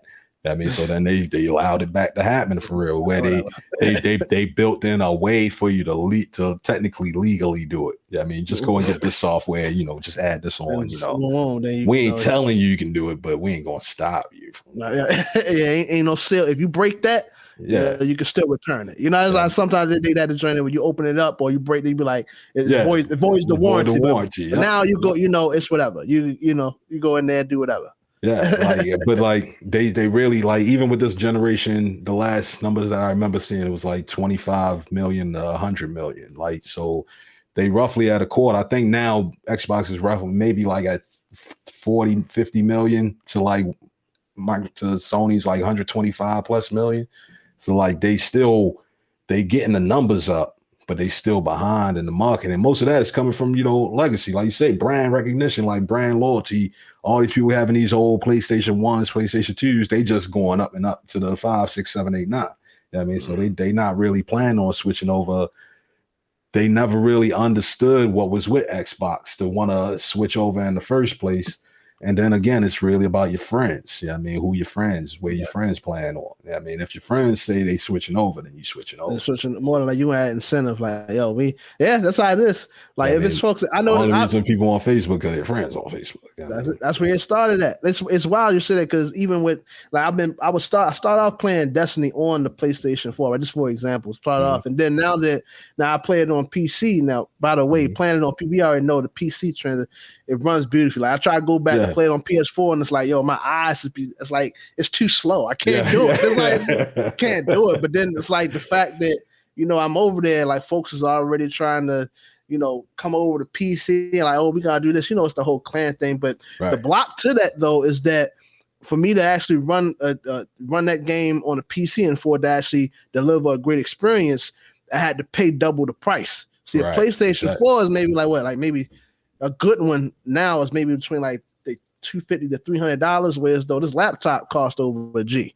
So Right. you know what I mean? Exactly, Like exactly. most folks ain't gonna pay that for, you know, like I just deal with the, you know, the low graphics on the older Yeah, consoles, you yeah. know what I mean? I'll just get used to this the way it is, man. I just love it the way it is. And that's the thing. Like, it's the bar entry. Like, if you could get those fives, it would be great, but nobody can get them. I mean, and it sort of just puts you in a position that, for me, it kind of just feels like, yo, like if you can't even get these systems, have these systems even really come out? Right. Like to Exactly. me, they keep saying, "No, next gen is here, next gen is." No, it ain't. Yeah, I mean, it ain't here for Not nobody. for y'all. Nobody can get it. Nobody can get it. So how's it here? I mean, ain't no new next gen games out for release that people like, yo, we got to get these new next gen games. It's like 1 or 2 for both consoles. Like, yeah, it ain't here yet. Ain't here. Well, I'm saying, talking to you about, I'm going to get the new joint to play old games. Like that's what it is. I want the 5 so I can see what the old games look like. Enhanced. Yeah, I mean, it's like I don't feel that. I'm all right. I'll play some other game that can't even play on a PlayStation. I'll play some VR shit. I'll play some Stadia shit until Stadia dies out.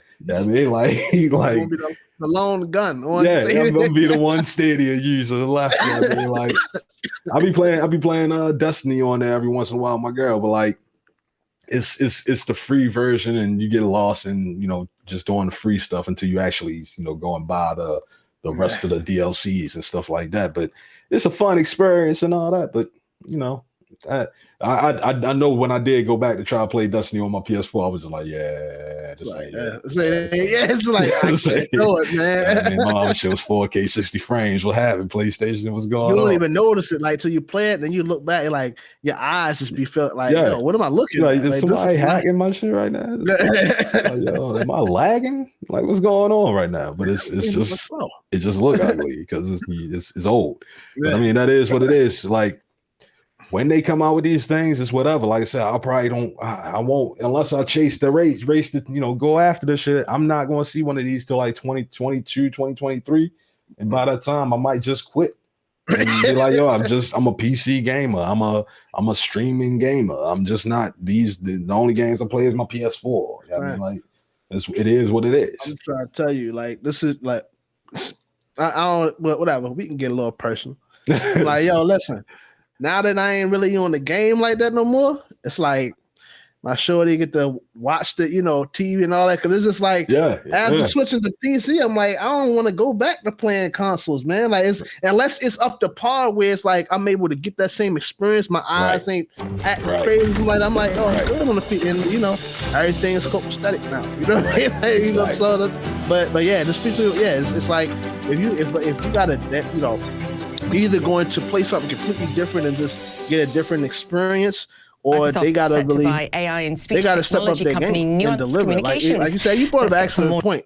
I think honestly, that's where you called them out on their bullshit. I think that's where Sony is at. Is honestly that they saying next gen, but they ain't next gen. That's not they're not next gen. They're not even the few games that they got. They're pushing out betas. Yeah, like I said, the only game that I see that's really next gen is the Rift game. I don't even know the name. The daggone Ratchet and Clank. Yeah. That's the only game where you could look at it and be like, yeah, nothing could play that, because it looked like a movie. I mean, it looked like a Pixar movie, and it played like a Pixar movie. You'd be like, oh, that looked too clean. But everything else, the I don't know, the Dark Souls thing that they had come out, the remake that they did, that's ain't nothing. The Returnal game that they got, there ain't nothing either. Like, it ain't nothing really there. It's just it's like, all right, these look cool. It got some, you know, better frame rates, some more colors, but it's not enhanced. It's nothing beautiful, and that won't happen because they still trying to make the games. A lot of the game developers still working from home. They working slower than they used to. Yeah, I mean, so like the new this man messing everything up. yeah. Like the new real hotness ain't coming out for a couple of years anyway. So by that time, new consoles will be coming out, new versions of them. They'll be like, oh, this one got better Wi-Fi or some shit. This one got more hard drive space. That's what I'm saying. You know, it'll always come back to more hard drive space or some shit. Like, you had to call that shit the PS5X, man. Yeah, that's what they're gonna do. That's what they're gonna do. And that's where I'm at with it. Like, yo, I'll wait till everything dies down. Just get cooler. move to a whole new thing. And that's what I'm saying. That's next article is with Microsoft with their $2 trillion market cap, because they flexing right now. Like I think we talked about earlier, like Microsoft don't have nothing that's not for sale. Yeah, I mean, like they ain't working the ad market. Yeah, I mean, they working straight products. We got products, we got services. You want them, you pay it, and that's working for them to a T.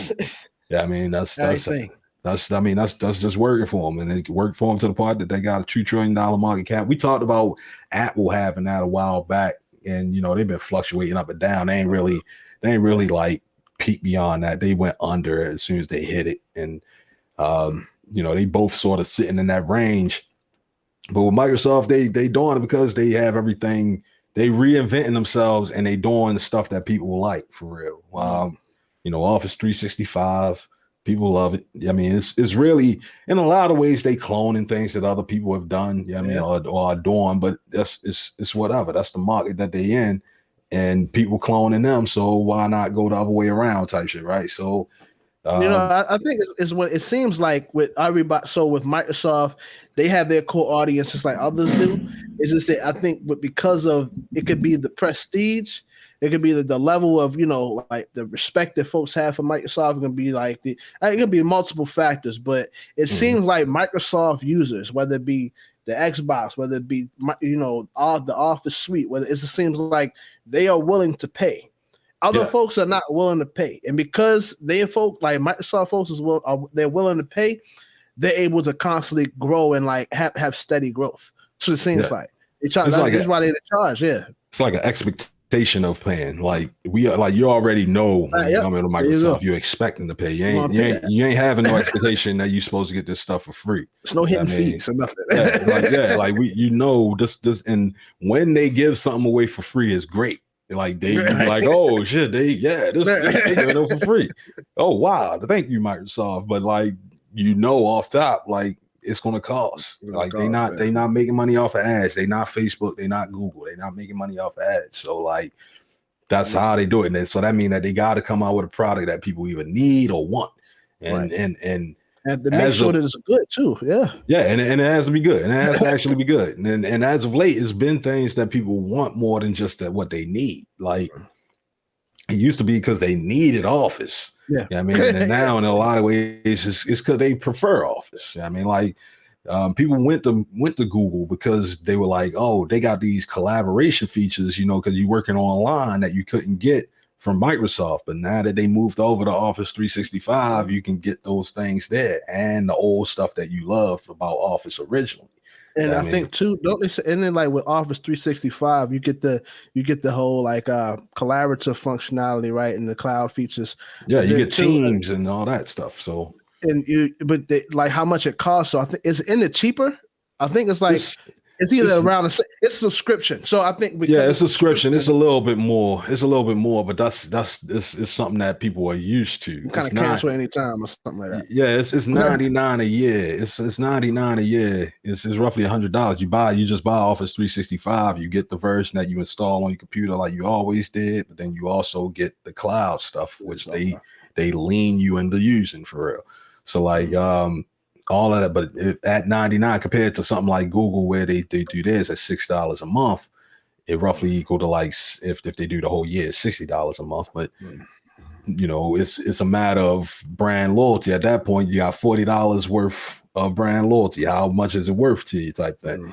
I mean, and in a place where Microsoft is still the number one productivity tool, it makes sense to stay there in a lot of cases, unless you are comfortable making that transition. There's more. How can I say it? More accessibility, as well as the help that people. So, for example, with Google, what's interesting about that? Yeah, exactly. What's interesting about that is that with like the Google Suite, you're gonna find that.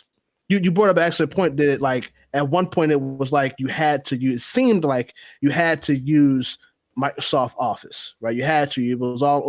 Most of the time it was always on your work laptops. It came with the laptops you bought.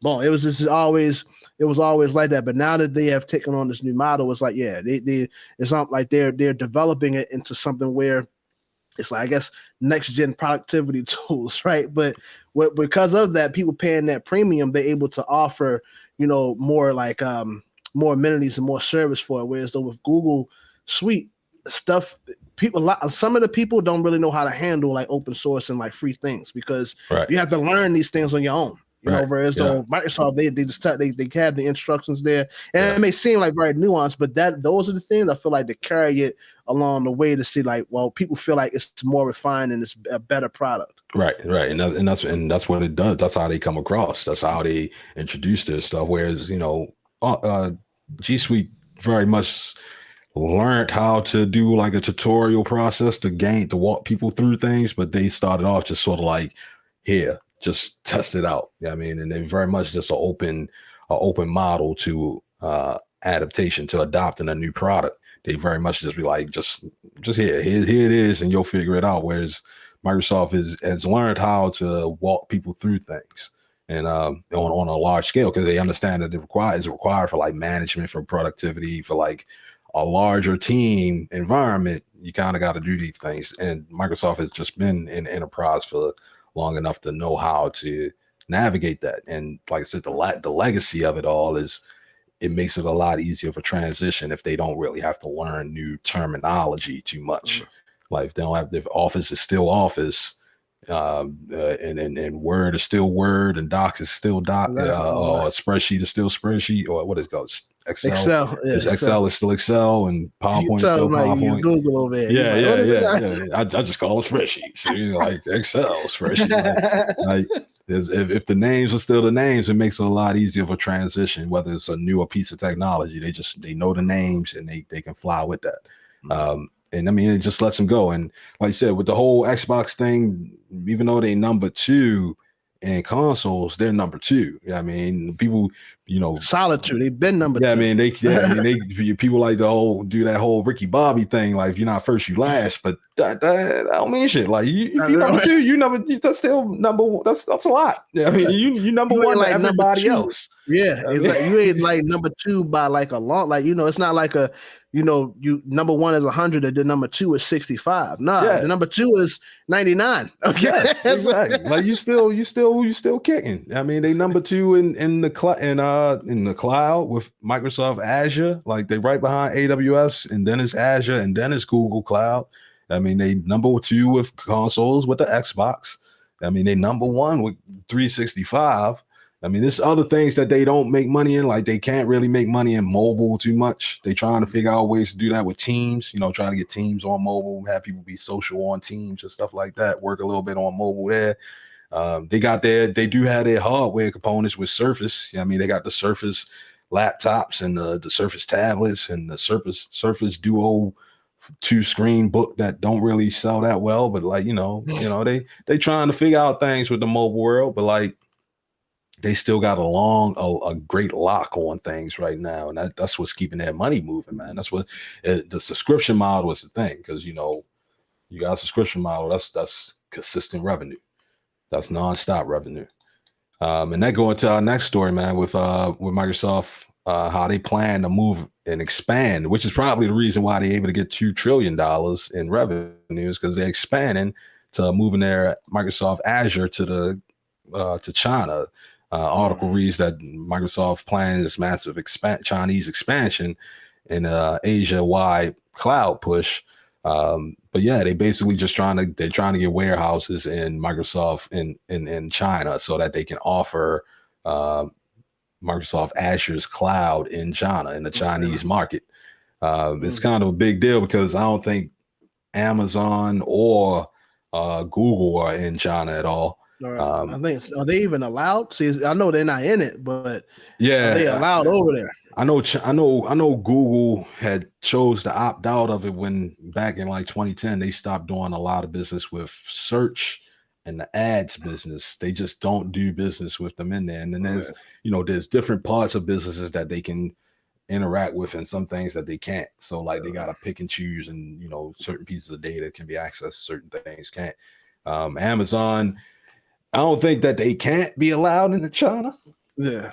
I think they can get into China. It's just they got competition. I mean, they got Alibaba, and I mean, they got competition that won't let them into China because that's the China thing. just For what Amazon they got offers, their own thing. Yeah, they got that, Amazon supply, like they supply Amazon. China Yeah, I mean, supply Amazon. That's what it is. I mean, They that's what trying to I'm bring saying. it over here. You trying to come home? That's what you trying to do. Yeah, like they won't let them in there because they know they just it's too much of a business that they can make off of their own. So they probably just don't make that many moves over there. But a company like Microsoft, they kind of been doing business with them in the 80s and stuff like that.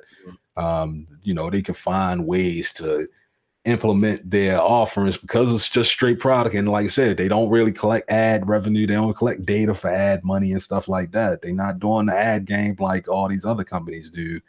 They can just come in there with straight software offerings with the cloud and be like, yeah, we just offering this. And that can be enough and pass all the checks that China has.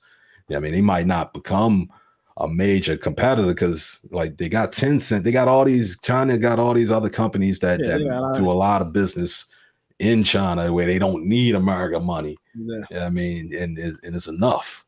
But they can come in there and actually position themselves somewhere to actually make some funds. It may be not through, the retail side, but maybe through like you said, the tech side, like the web services that they provide, the cloud stuff. So, yeah, I mean, I think it's especially messing with Bezos. Now, I know he ain't got his stuff in order.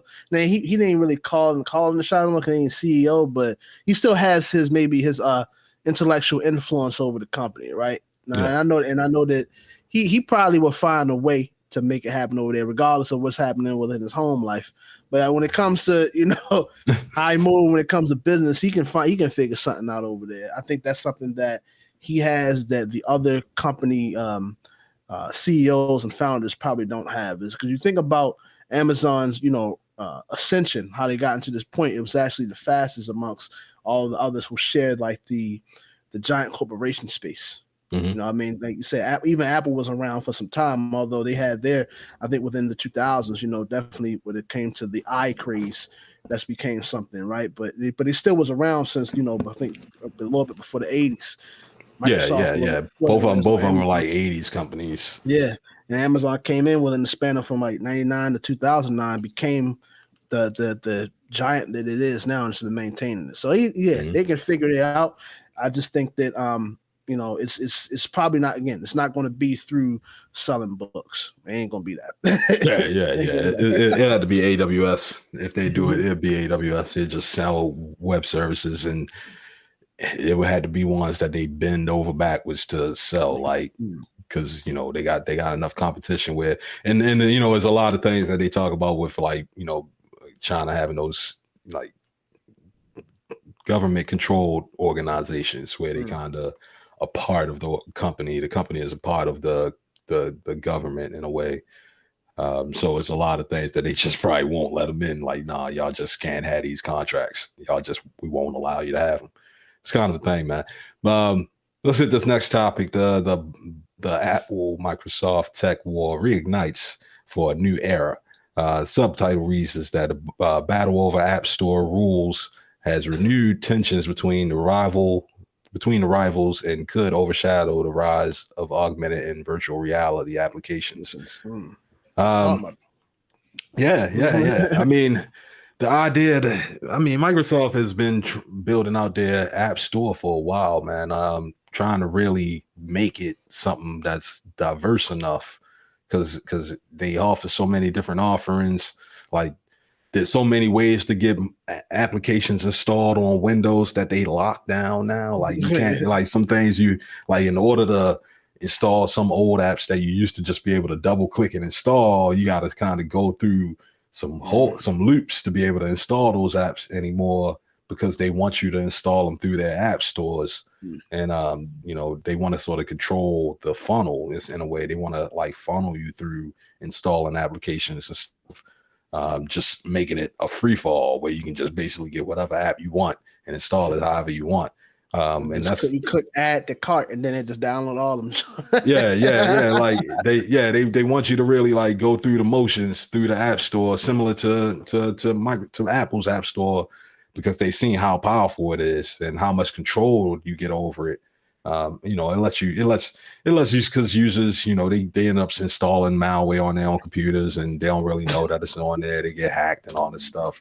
This way, if it's through a store, if it's through a gateway, everything's controlled, all the software is scanned and tested and stuff like that. But also, I mean, this article talks about how that has to do with like augmented reality and virtual reality applications.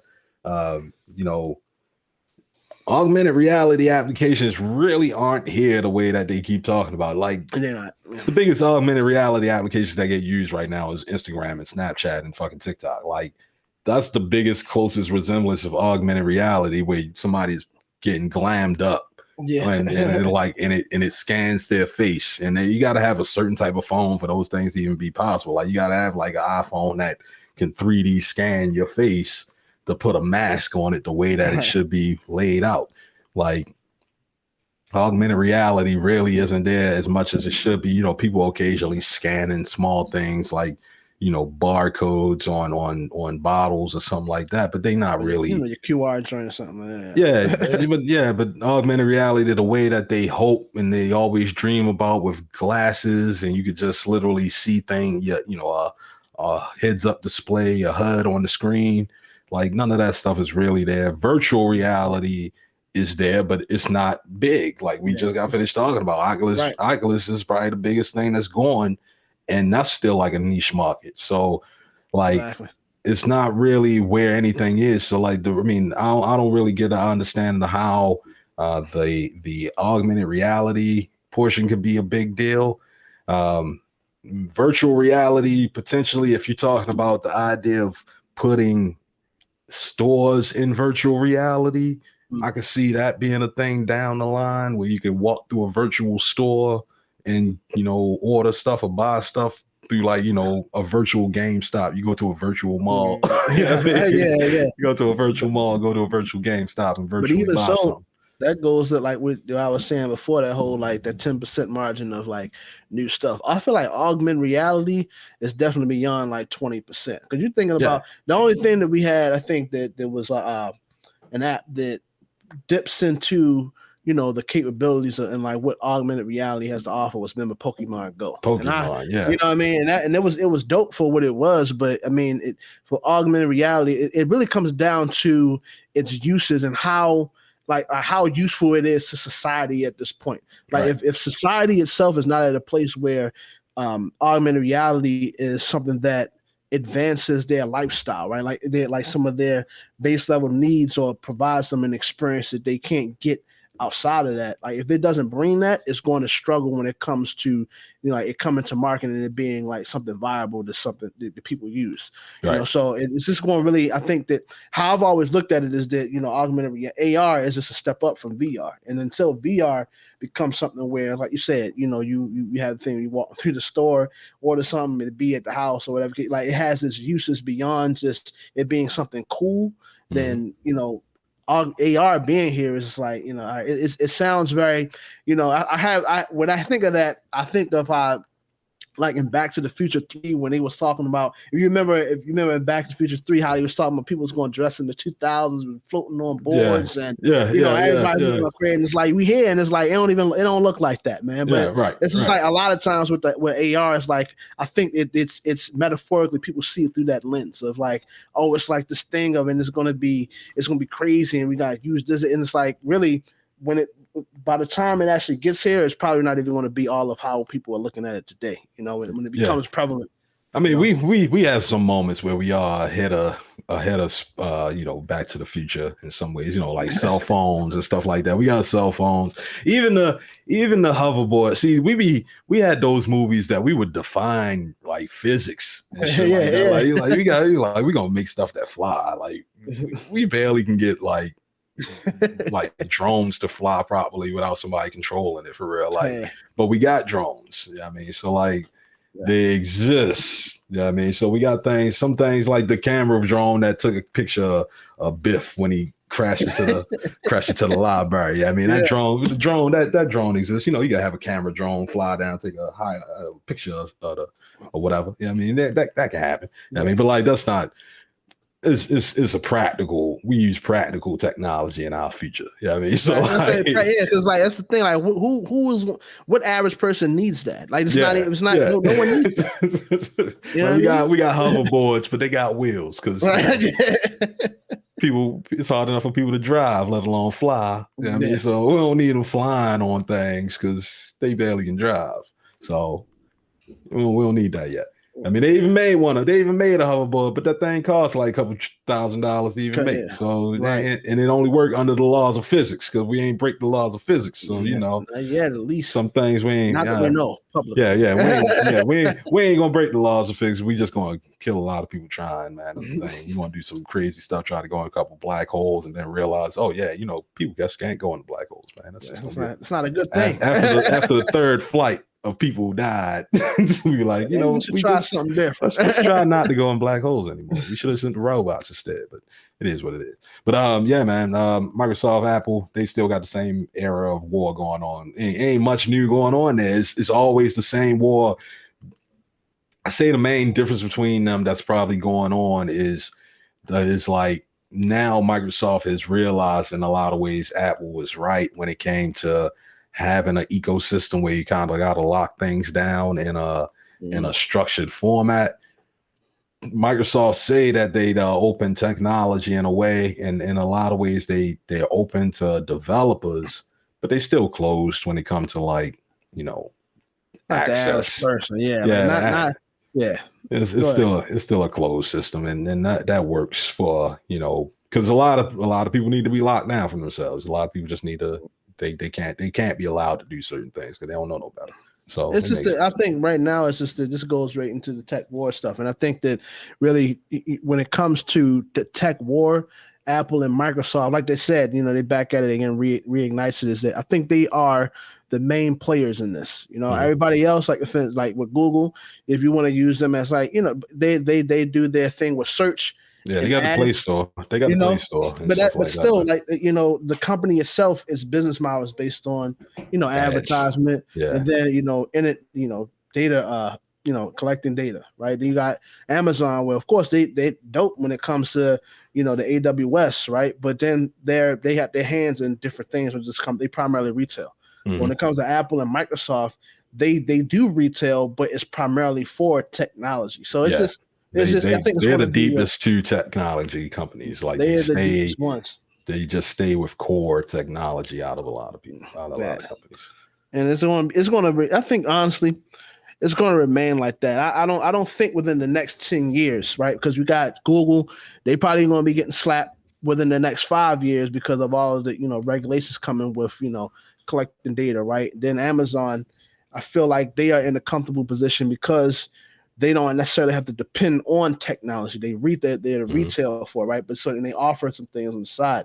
So I don't think their business model is necessarily. They're not going to pivot all the way into just being all technology. I don't think that would be good for them. So it's going to be Apple and Microsoft, and I think that where things are at is just a lot of things even we talked about so far within the podcast. I think it's going to come down to it's probably going to have to be some acquisitions. It's going to have to be some innovations going on, that as far as who comes out on top. And really, if this whole tech war thing and them going at it, if it's even profitable for the people, right? I know they're going to make money regardless, but as far as how it affects those who use the technology, it just comes down to what the companies decide to do or what they decide on, would be good, honestly, for people will be the next best thing for a person that comes to the tech world. Yeah. I mean, and that goes into our next article and our second to last article about Satya Nadella closing Windows 11 remarks with a direct shot across Apple's bow. So, because Microsoft recently they did their Windows 11 keynote a couple days ago, and a quote from this was that Windows has always stood for sovereignty for creators and agency for consumers, meaning basically a place where creators can create stuff and a place where consumers can consume stuff. Yeah, I mean, like he's trying to shoot the bow, saying like this is the people's platform. In comparison to Apple, who said that they were for the people, but they're not. Yeah, I mean, they really just the elitists that's just trying to make it so that they top tier and only certain people can get it. Yeah, I Trying to mean, line and their pockets. That's all. yeah. He like, y'all, this is really for y'all, man. We really doing this for y'all. That $2 trillion that we made, man, that's for y'all, man. We doing this for y'all. And like that's, I mean, he kind of right, but I mean, at the same time, I mean, I don't know. He kind of has a idealistic point of view, trying to act like he not running one of the world's top, like, most powerful companies going.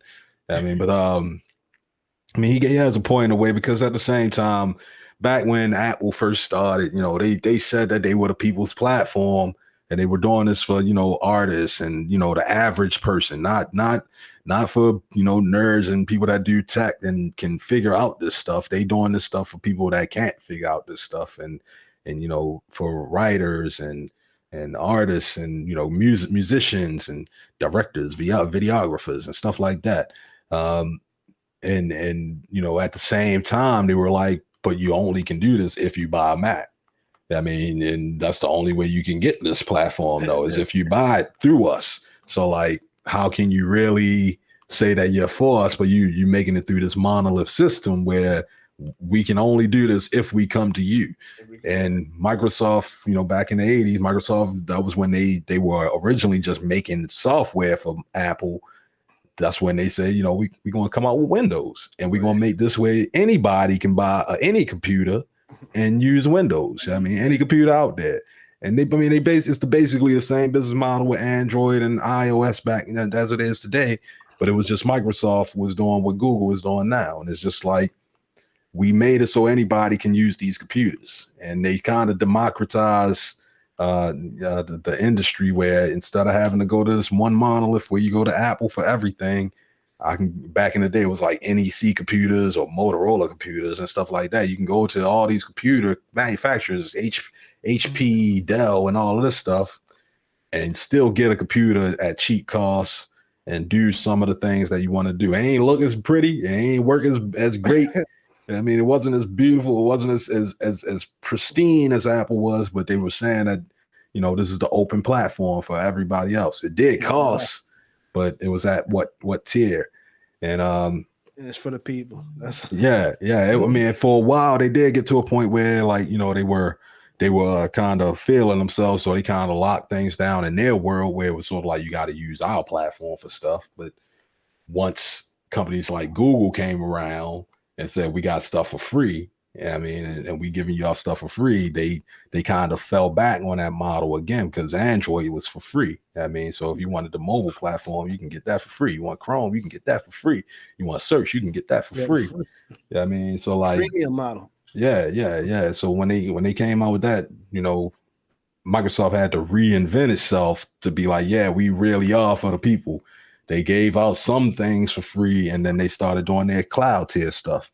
I mean, I can't knock them for this. I ain't going to knock Satya Nadella for saying he doing it for the people, because I mean, really, if there was no Microsoft, what will we have? Exactly. I mean, that's a valid point. There is that I think that's what Microsoft's sticking point is that with all these other, you know, interestingly enough, if Microsoft wasn't around, a lot of just the daily usage we have for computers and even how we think about technology would just be so much more different. We may actually just be behind, because with Apple and then, you know, all the other ones, it's like, who really is being as consistent and providing the services on the service that people use on a day-to-day basis?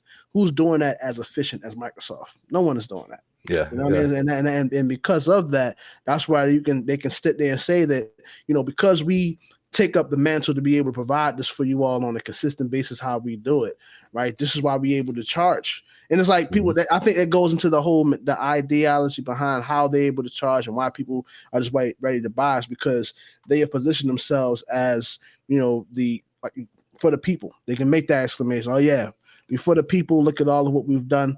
Apple, all they're doing is just making different versions of iPhones and, you know, MacBooks and stuff like that. But look at what even the government wants to deal with it. You know what I mean? That's right, the position that Microsoft is in. So, you know, because of that, you know, they can say, yeah, you know, Satya said, yeah, we for the people, we do all this. We, you know, if you want to willingly consume and have a great time, you can do that. For everybody that wants to create something, you can do that as well. And all you have to do that is just pay $9.99 a month. And you know, so you know, they can do that.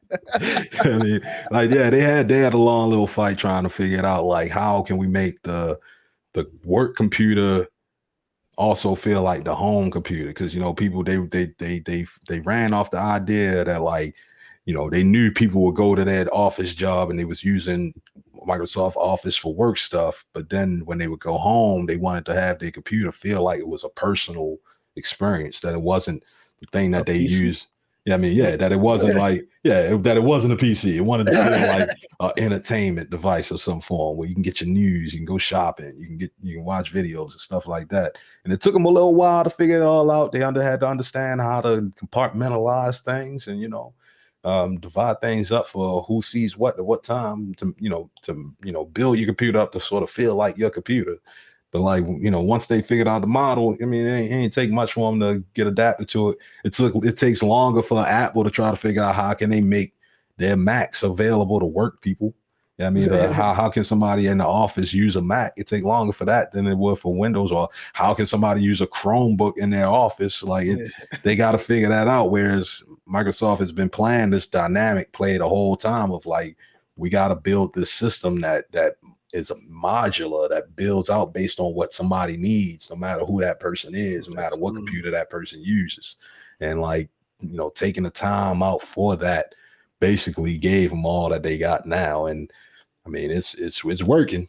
It's working. They still be in, like, the major news for, like, large hacks and stuff. Like, you know, because it's a modular system, it's open to potentially getting hacked and scrutinized by attackers and stuff like that. So, like, you know, SolarWinds stuff, you know, things like that happen.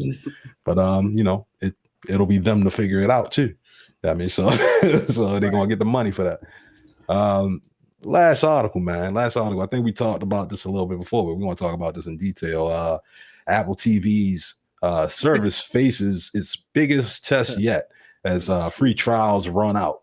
Now, before we actually start, I want to say this, man, and then want to jump in there, is that, you know, though they say in the first part of this thing is that they're no longer providing a free year. Now, that goes to what we were saying before, as far as the whole struggle, you know, Apple TV being on struggle mode. Like, to give it away for a year, that means you just you're really trying to, like, climb out of that rut of, we don't have people, and you can just, please just come over to the platform. Look, we'll give it to you for 365 days for free. You don't have to pay for nothing. And the issue with that is that all of the promises and all of the allure behind having a free service like that, where they're facing it now, is it may be a big problem for them, is that that's what it's like. It's not the freemium model in which you're trying to piecemeal, you know, them different things, and of course eventually they have to pay for, like, premium things. They're just going to be giving them the same service that they now have to pay for, which is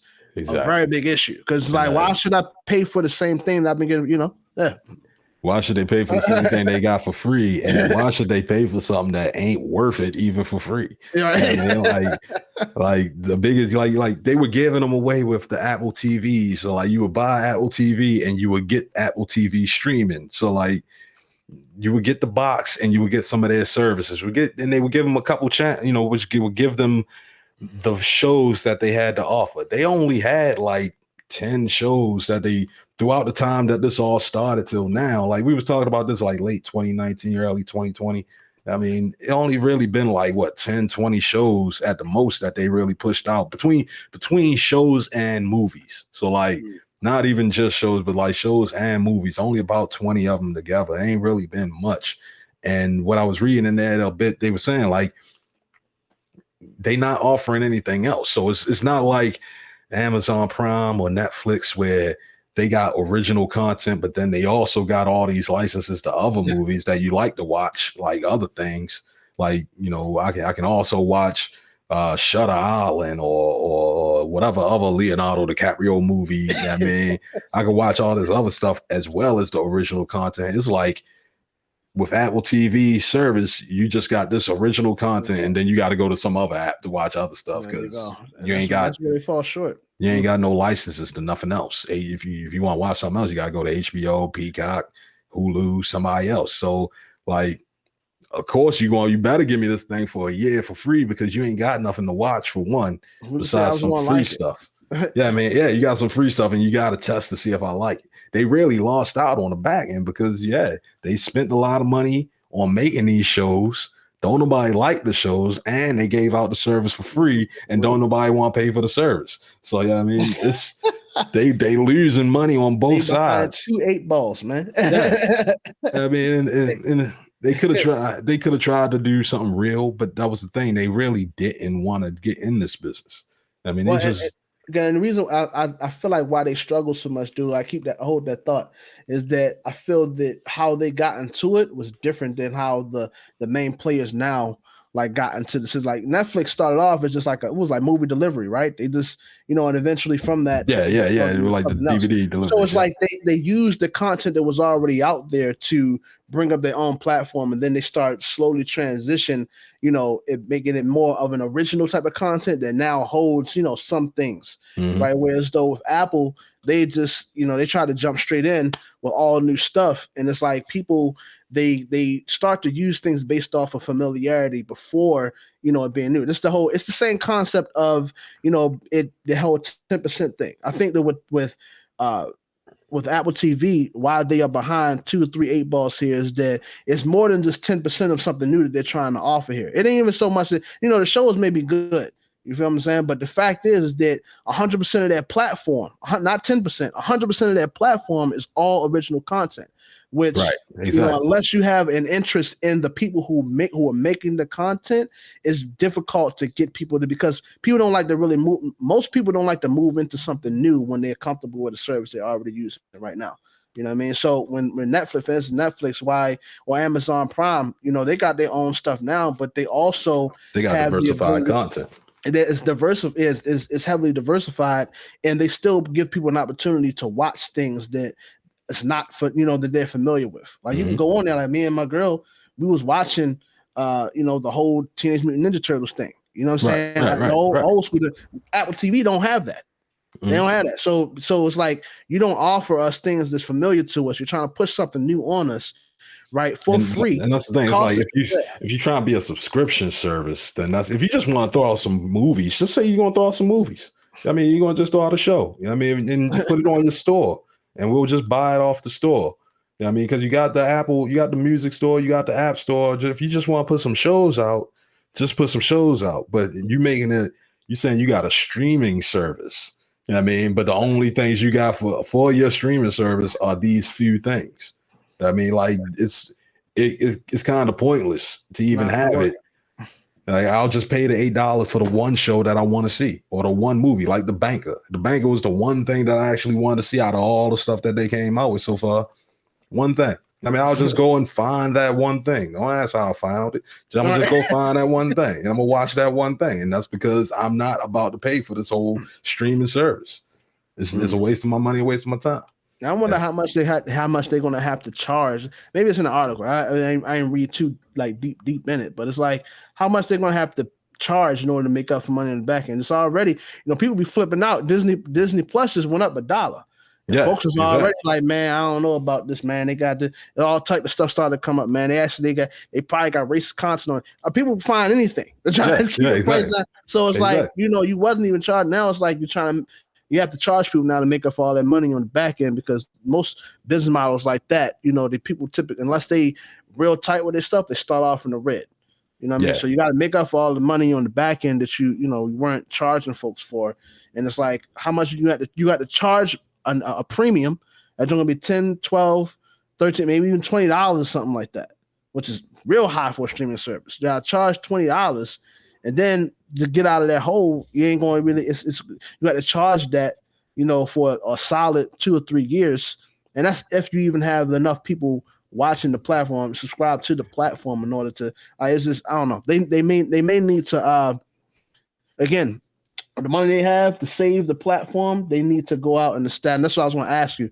They need to establish, like some contracts with some other like production companies and stuff like that to get those movies that people already like watch consistently, shows they watch consistently on that platform. I mean, and then that. As many of them is out here. As many of them is out here. It's just so many different ones, like Tubi and Pluto TV and Yeah, you got Like, Hulu and all that. like, yeah, I mean, and yeah, that's what I'm saying. Like, they got the big brands that everybody know, but they got something that's just like don't nobody really know, but except for the people that's looking for free television. You know what I mean? And they got them available. They add sponsors where they got ads behind them and stuff, but like they free model television and like it's something for people to watch. And they probably making more money than Apple TV itself is because don't nobody want Apple TV. Yeah, I mean, no Apple is making money off of the idea of having an Apple box there, but they not making money off of the streaming. And I mean, and it's mostly because with Netflix, it's like I said, it's the original content, but it's also the other stuff that people want to watch that kind of guides you in. Like you watching one thing that you would have like. I always got into Netflix off of Breaking Bad.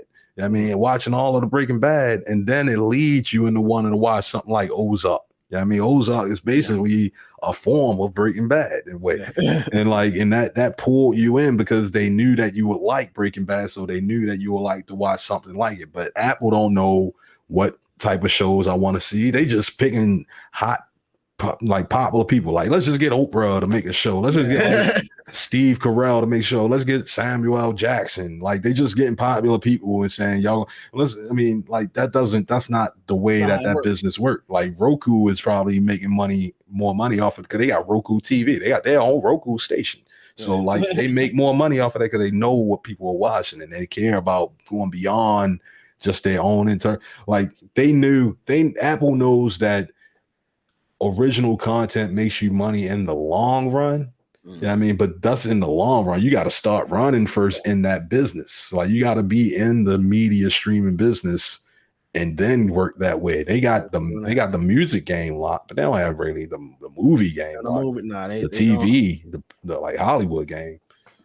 That's really that's their biggest hit guy. When I was asked like, why do you feel like Mike, why do you feel that Apple hasn't gone that route of like brokering deals with shows and companies who have movies and stuff like that? Because they haven't done that yet. Because they make enough money off of being the box. It's sort of like the cable box industry. It's kind of like the cable box industry because they make the device that everybody watching it on. They don't really feel the need to get into the business of doing the streaming as much, and also because there's so much flux going on because Disney buying Fox and buying Marvel and Disney bought everything. I mean, and all that, and ESPN and all that stuff, and like Peacock was bought by Xfinity bought NBC, which bought Universal, and like there's so many people. All the big good stuff has already really been bought up. HBO bought DC and Adult TV, Adult Swim, and like what else? They got a whole list of things that HBO also bought. I mean, so like they all buying up all the companies now. Netflix, and it was all because of Netflix because they realized Netflix is killing it with the streaming game, and like they kind of late to the game, so it's like they don't want to buy junk. They said, "Fuck it, we'll just make original stuff."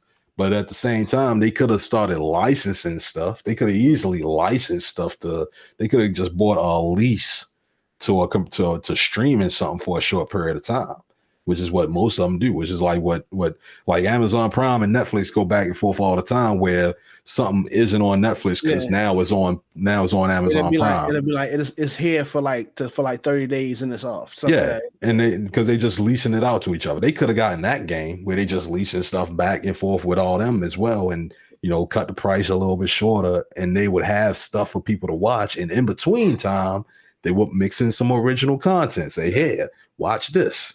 You know what I mean? And something that you can only get here. I feel like what they should start doing, and this is like a long shot, but they have to go into media sources now, like your YouTubes and other platforms where I think maybe even start brokering deals with, because this is the thing. They have to be able to go into like creating a new fresh market is very risky and rarely works. And what they're trying to do is with the whole Apple TV thing, why they in a precarious situation now is because they try to create a new market that they weren't charging people for. right? So that's already two things. Like already two things they started off with the run. But if they want to fix that, I feel like they have to go to content creators now that have some projects they're working on, and then try to broker a deal with them to post their stuff on Apple TV now. They have to pull from an audience that are like just already loyal to something. And then from there, they've been able to like then spur up their own original content. But if they don't do that, they have to find, just like what everyone else has done.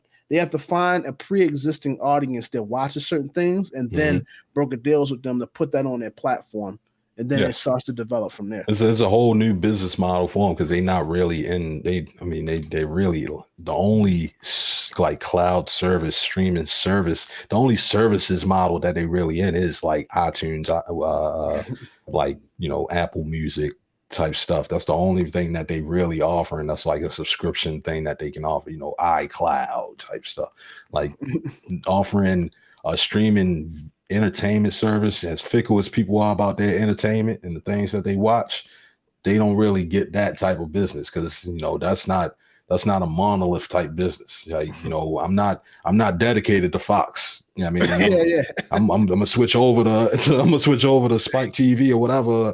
I just found out the other day Spike TV don't even exist. It's Paramount Network now, but whatever. I'm gonna switch over from one channel to the next depending on what I'm watching. I don't care what channel it's on. I'm not dedicated like that, and they don't really get that part of it. They think that, oh, you Apple TV, you want to get the Apple TV subscription and you just want to like our Apple stuff.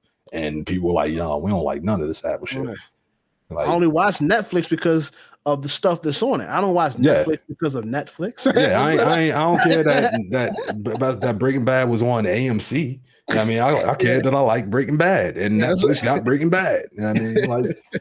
That's the one thing that's good about it's like Netflix. It should be common sense, right? They detach the hell out of their shows from what service it was on. They'll be like, they'll put a brand on there because somebody will put the thumbnail up there to say it was from Comedy Central or it's from E or something like that. But Netflix just say, you like these things? If you like these things, you'll like these things. And you just watch it. And that's how they get people in, because most television watching is lazy watching. Just throw something on, something else come on, something else come on. That was cool. As long as it's stuff that I like. Just give me stuff that I like. And Apple don't know what people really like in that realm. So that's on them. They want to get in the business. They got $2 trillion to float around. So they just trying things out now. Totally. Like 1.9 or something. They don't really know what else to do till they come out with the next iPhone like product, which is probably another 5 years away. So, it's just gonna be what it is. What is it? The Apple business model debunked. That's what it is. It's just more iPhones and because that's all they always come out is one crazy hype product. It's the Mac, the iPod, the iPhone. What's next? That's it. It's derivatives of it, but beyond that, it's just the same thing until the next major thing come out.